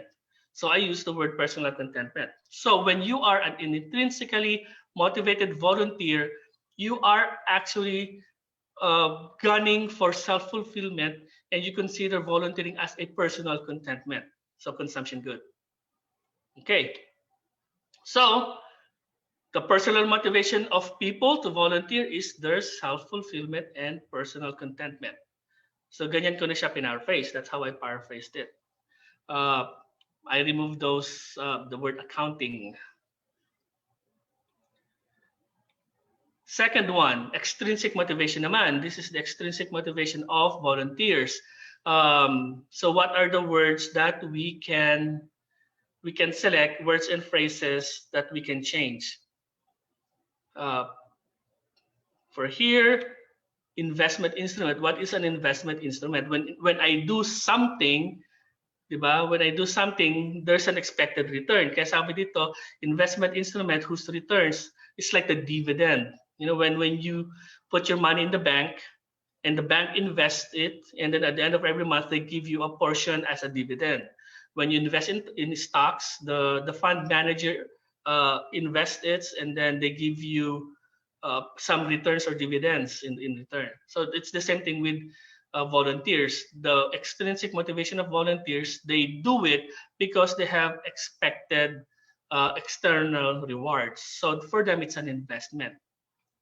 So I highlighted an investment instrument, expected external rewards. So I changed it. I changed it to a worthwhile endeavor, a worthwhile task, a worthwhile undertaking. That is up to you. A worthwhile. Kasi when you are investing, it is something that is worthwhile. You are volunteering, that is something that is worthwhile. It's worth it. Diba? And then expected external rewards, dahil external siya, then it's tangible. So tangible benefits. Right, so that's how I changed it. Now I have to change the rest of the sentence. The extrinsic motivation is a worthwhile endeavor with a prospect of tangible benefits. So I just changed the rest of the sentence. I kept in extrinsic motivation because that's what we're talking about. We don't have to paraphrase that. Kasi that is the topic. That is a key phrase, and then I just changed the structure of the sentence. Now let's put it together. So this is the original about intrinsic motivation and then extrinsic motivation. Now I put it together. The intrinsic motivation of people to volunteer is their self-fulfillment and personal contentment, while their extrinsic motivation is volunteering in a worthwhile endeavor with a prospect of tangible benefits. Okay. So, we paraphrase it. Walang masyadong naiwang, di ba, original except dun sa extrinsic and intrinsic motivation. And there's another way to do it too. We can change it into a narrative. So, I put it in a narrative now. They, 2018, explained that the intrinsic motivation of people to volunteer is their self-fulfillment and personal contentment, while their extrinsic motivation is volunteering in a worthwhile endeavor with a prospect of tangible benefits. So that's okay then, diba? That's okay then, kasi I changed it from parenthetical to a narrative statement. Or you can even, once you've done this and you still want to change the sentence, you want to make it more succinct, you can even paraphrase your own paraphrase. So I paraphrased my own paraphrase. According to Day, intrinsically motivated volunteers value self-fulfillment and contentment in doing the job, while those extrinsically motivated look forward to something in return to make it even more succinct. Okay, so again, that once you've done this, the reason why you put it next to the original so that you can check if you are still loyal and faithful to the original intent of the authors, and if you have actually made the required changes so that it can show that you actually paraphrased it. All right. Another one. Oh, actually, this is an exercise, so you are going to paraphrase this. I will expect you again to type in the chat box, so ready your chat boxes. Let's paraphrase this. From Oprah Winfrey, turn your wounds into wisdom. What does that mean?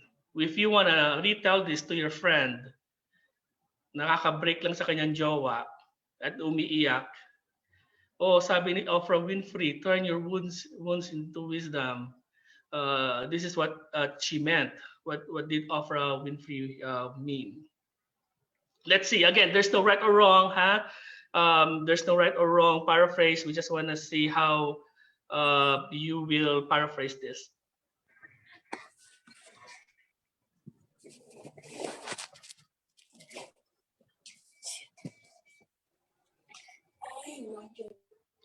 You should learn from your mistakes. That's wonderful.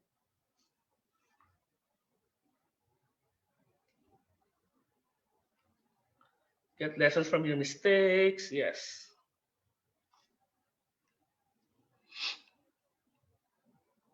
Exact wisdom from your battle scars. I would change the word wisdom because remember we want to keep we want to change as much words as we can, pero that is still awesome.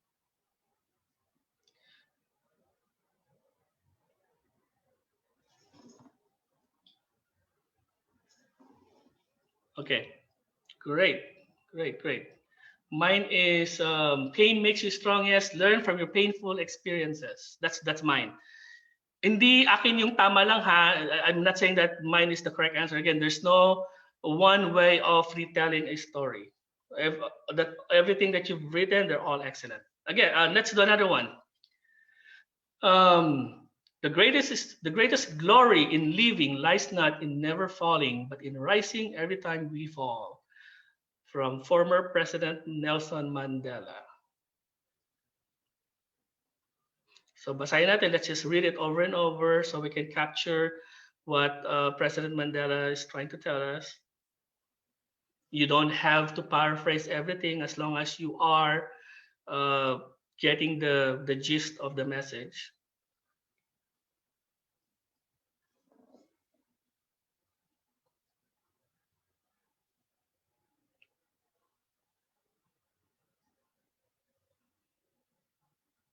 So for me, ano yung keywords? Falling. Ano yung ibig sabihin ng falling? What did Mandela mean about falling? And what did he mean about rising? What is falling and rising? What does that mean?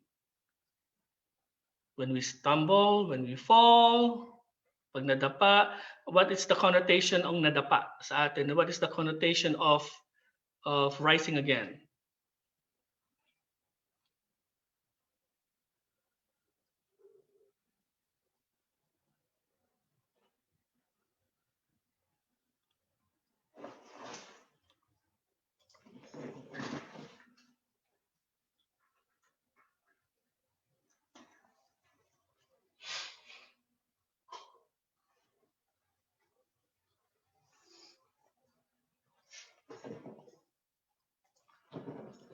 Anybody wants to share?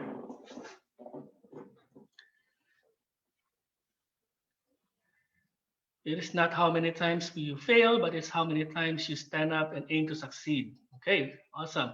Learn to stand in every problem. Awesome. All right.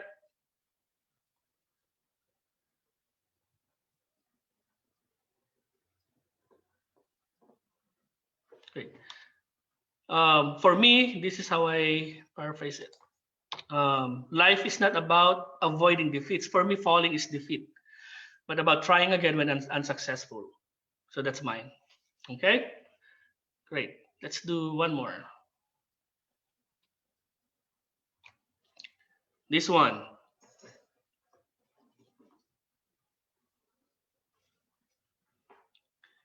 For God so loved the world that he gave his one and only Son, that whoever believes in him shall not perish but have eternal life.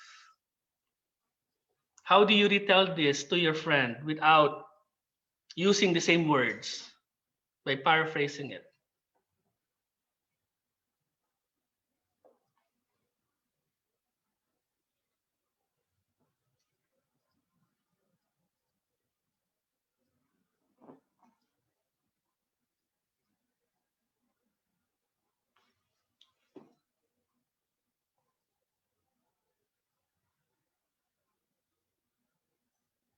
Sir Carl, alam mo yan. I have to pick on Sir Carl. For God so loved the world that he gave his one and only Son. God gave his life for you, okay? Ano pa?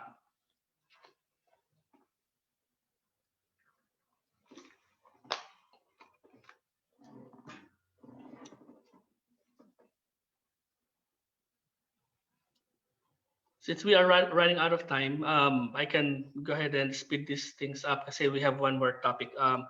But di ba, you experience it's really difficult to paraphrase. We can't really paraphrase instantaneously like this.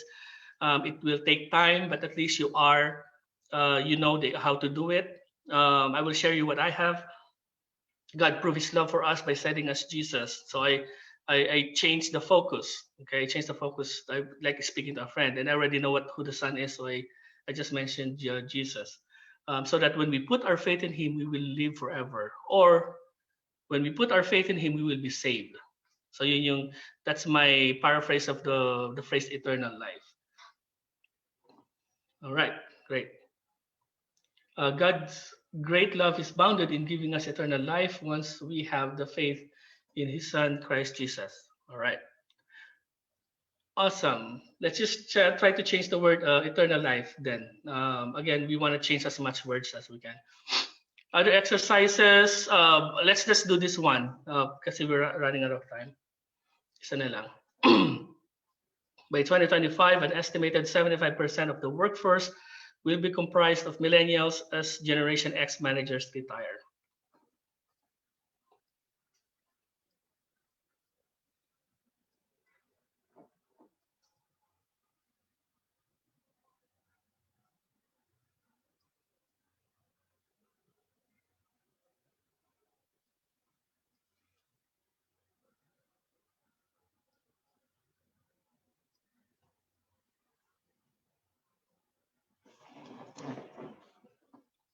Okay, I know medyo mahirap, so let me show it to you kasi we're running out of time. This is how I did it. I did it that if my dissertation is going to publish this year, so I just put it in 4 years, around 3 out of 4 jobs will be held by the millennials. I didn't have to include the Generation X managers later, unless it is part of the narrative, part of the the preceding succeeding sentences in my paragraph. Kung pinag-usapan talaga Generation X, how the millennials occupy the positions as Generation X managers retire, then I would include it. But if I just want a statistics, then I don't have to include about the Generation X. So in 4 years, around 3 out of 4 jobs will be held by the millennials. So you can do that too. You can change the year. You can change the percentage by 3 out of 4. 25% of Filipinos have been inoculated. Then you can put 1 out of 4. 1 out of 4 Filipinos. Ganon. Although recruiting competent employees is critical to building an effective workforce, of equal or even greater importance is retaining those employees. Sabi niya, even if we recruit competent employees, it is even greater importance to retain them. So this is how I paraphrased it. It is better to keep highly skilled workers than lose them and hire new ones. There you go.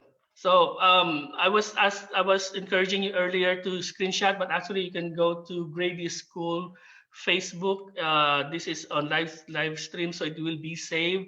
So you can review the video later on, and if you want to practice, you can do that. Um, I have one more. We don't have to do this, but I'll just show it to you. It's about the globalization of economy and popularity of the internet, so that cross communication between countries has become a common phenomenon at every moment in this world. When I paraphrased it, the interdependence of countries and advancement of the internet allowed people of various cultural backgrounds to exchange information instantaneously at every moment in this world, sabi niya, so it's instantaneous.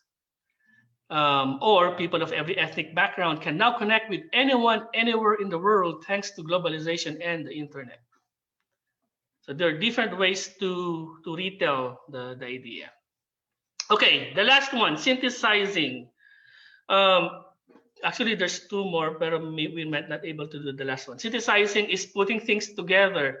Once we have paraphrased, it is not enough for us just to paraphrase. We also have to include our own voice. Because remember, in the beginning, I reminded everybody, academic writing is about your own original ideas expressed in your own words. So even if you paraphrase it, that is your own word, but it's still the idea of your source. So we need to put things together and incorporate what we already know and add new value to the discussion. Our voice should be the strongest. For example, for this one, we have two paraphrase evidence. One is college degree makes a person more marketable. That's our paraphrase. The second evidence is people who pursue higher education are happier. Now, after we borrowed these two, we have to put it together and explain it in our own words. So putting it together, let's mute po. Let's mute. Excuse me. Microphones. Mute. Uh, Doc Bay. Okay, thank you. Sorry, Doc. That's okay, pa. That's okay. So when we put it together, we have to explain what this means. So if a person is more marketable and they are happier, then it means a higher education can help a person secure a healthy financial and emotional well-being. That is our own voice. Okay. So we are explaining what we are borrowing. Another example. This is about emails. Emails in many organizations, there's just a lot of them. And according to Pollack and Hausman, employees have reported a massive amount of emails they have to send and receive on a daily basis that resulted in increased stress.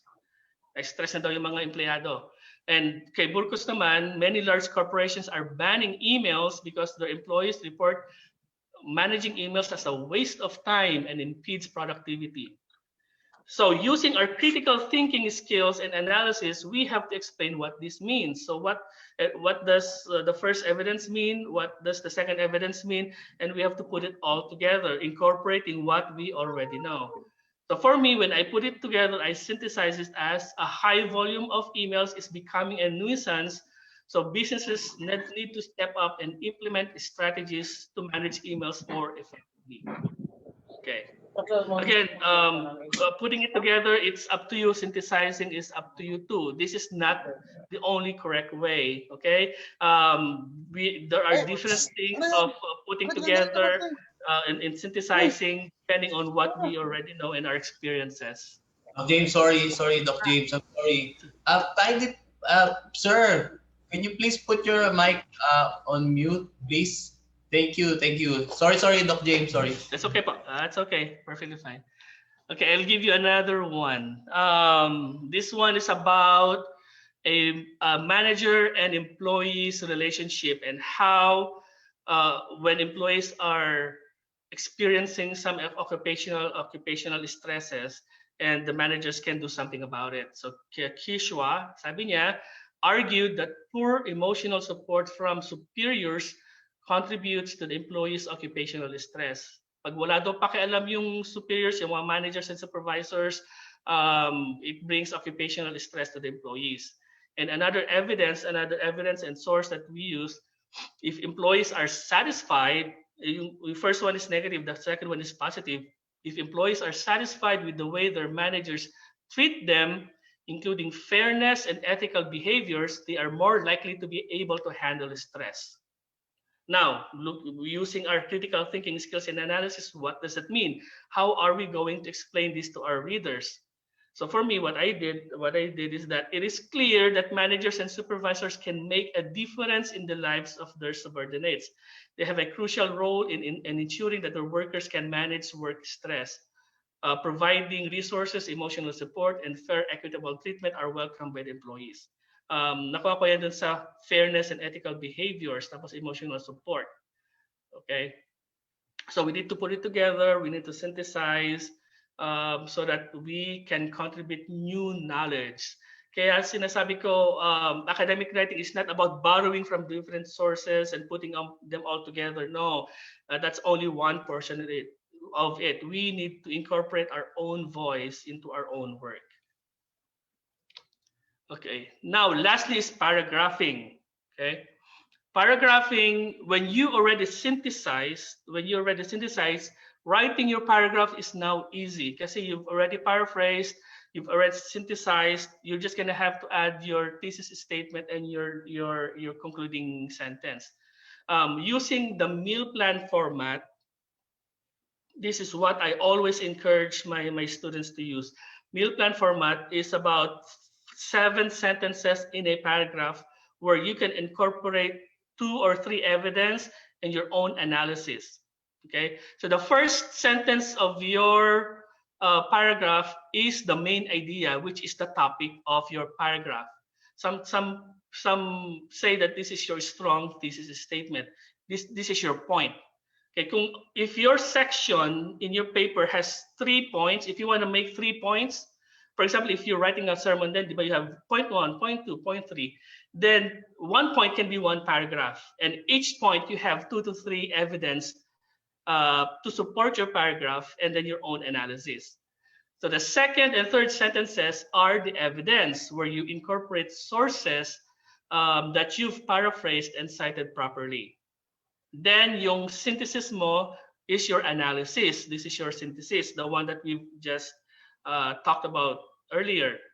So analysis, show your critical thinking skills by explaining what your evidence means, explain how your analysis connects to the topic, and how you explain your first sentence. And then always conclude your paragraph with a lead out.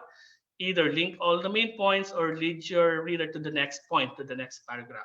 Let's try to do this. Okay. Don't begin and end the paragraph with a citation too. Wag evidence sa first sentence, evidence sa last sentence. Kailangan yung evidence mo nasa loob ng paragraph. Yung ating first synthesis example kanina about higher education. Okay, let's use that as an example. Diba ito yung ating evidence kanina? According to Lily, a degree makes a person more marketable, tapos people who pursue higher education are happier. Tapos ito yung ating analysis. So all you have to do is just add your main idea. What is your point? What is the point that you're trying to make? It has to be a strong thesis statement. So for me, ang point ko, if I want to point out that education has both tangible and intangible benefits, then I just have to include 2 to 3 pieces of evidence. So I use 2 here, Lily, which makes a person more marketable, and Perry, who said that people who pursue higher education are happier. Tapos yung analysis natin kanina, just write it here. A person who earns a higher degree has a greater chance of landing a high-paying job. They also tend to be more satisfied in their life. Therefore, higher education can help a person secure a healthy financial and emotional well-being. This is about 2 to 3 sentences. And then my lead out, a college or graduate degree helps an individual achieve their goals in life. And then just put it all together and you have a wonderful paragraph that is soundly written with your evidence, credible, reputable evidence, your critical thinking analysis, and your point. Ganyan lang siya. And if you keep on doing this, you will be able to write your dissertation, your thesis really well. Now, very solid. But let's show you a couple more examples. About emails. earlier about emails. So emails are becoming an occupational hazard, sabi ko. That's my main point. They're becoming an occupational hazard, and these are my evidence about yung increased stress daw, sabi ni Pollack, and then large corporations are banning them, according to Burkus. So my analysis is, while emails are a great communication tool, an overload can prevent the employees from performing their jobs. Consequently, a high volume of emails is becoming a nuisance, so businesses need to step up and implement strategies to manage emails more effectively. My lead out, workers can deal with emails on a limited basis so they could focus on more important things. And just put them all together. So you have a solid paragraph. All right. And last one about yung stress management ng mga employees.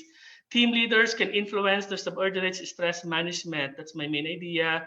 Then I provided my 2 pieces of evidence from Keshwa and from Sisman.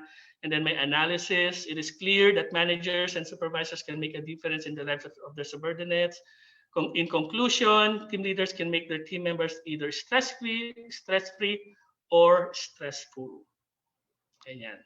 Put it all together, you have another solid paragraph.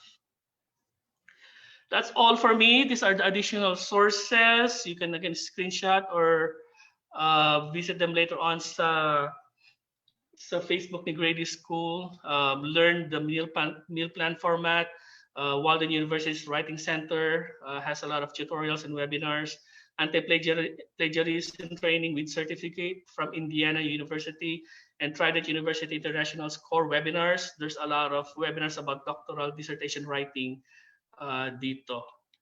These are my references. And in closing, I want to ask the students again, what is now your level of confidence in researching and writing your research paper? If you think you are now somewhat confident, you can type SC. If you are confident, C.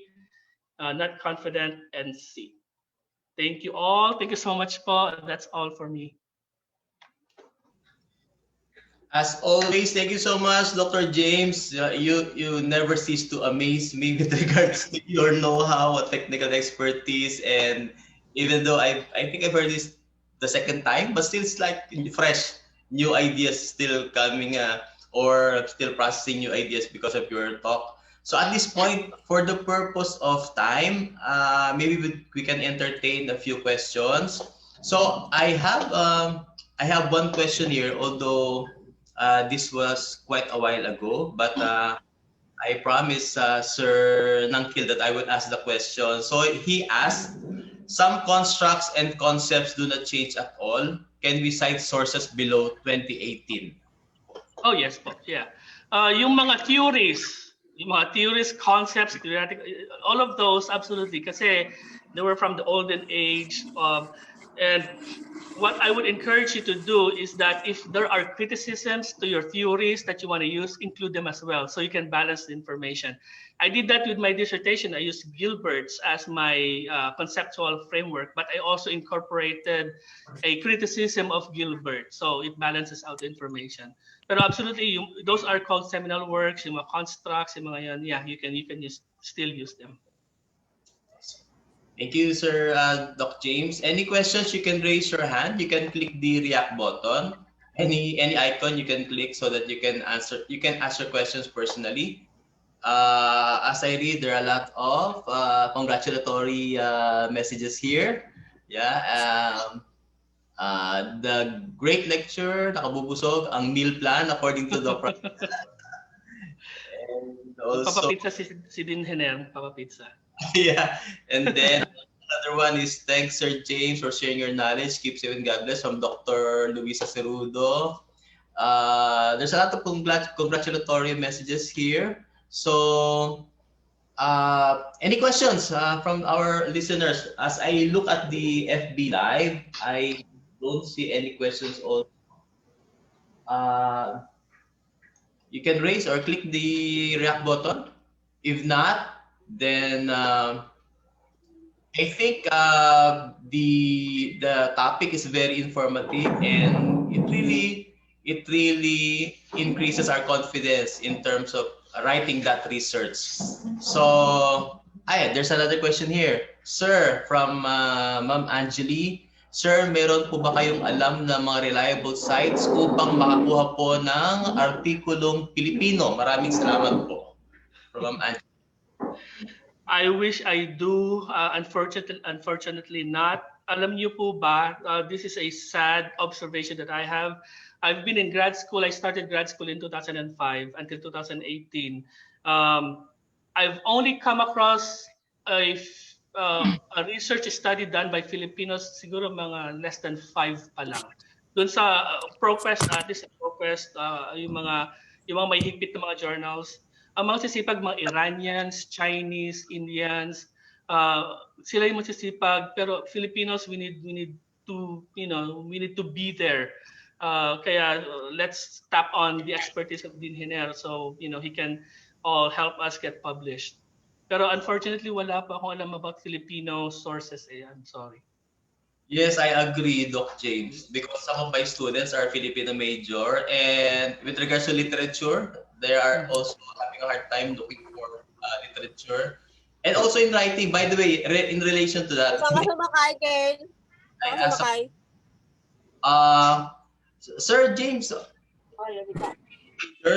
are they required to write in the local language, or based on your experience? Kailangan ba sila magsulat ng kung Pilipino talaga, or English pa din pero Filipino yung hindi ko pa alam kay din siguro maganda talaga may Filipino pure Filipino na research pa, no? Maganda siguro basahin. Yes.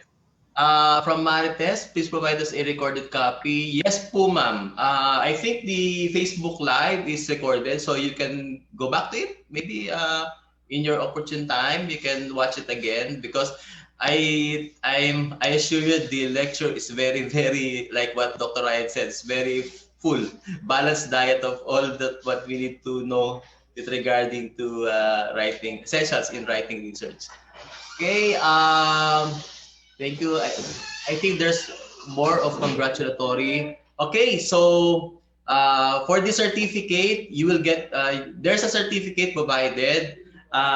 Please do fill up the forms given to you. It's posted in the group chat, and also it's available in the FB Live. So if you're watching via FB or Facebook, there's a Google form there. If you're watching via the Zoom meeting, you can also click the link that was provided there for your certificate. Okay. So I think that's it. So thank you so much. But before we continue, let us award the certificate of appreciation to our speaker. Doc Bay, can you please show the certificate that we will be awarding our resource speaker?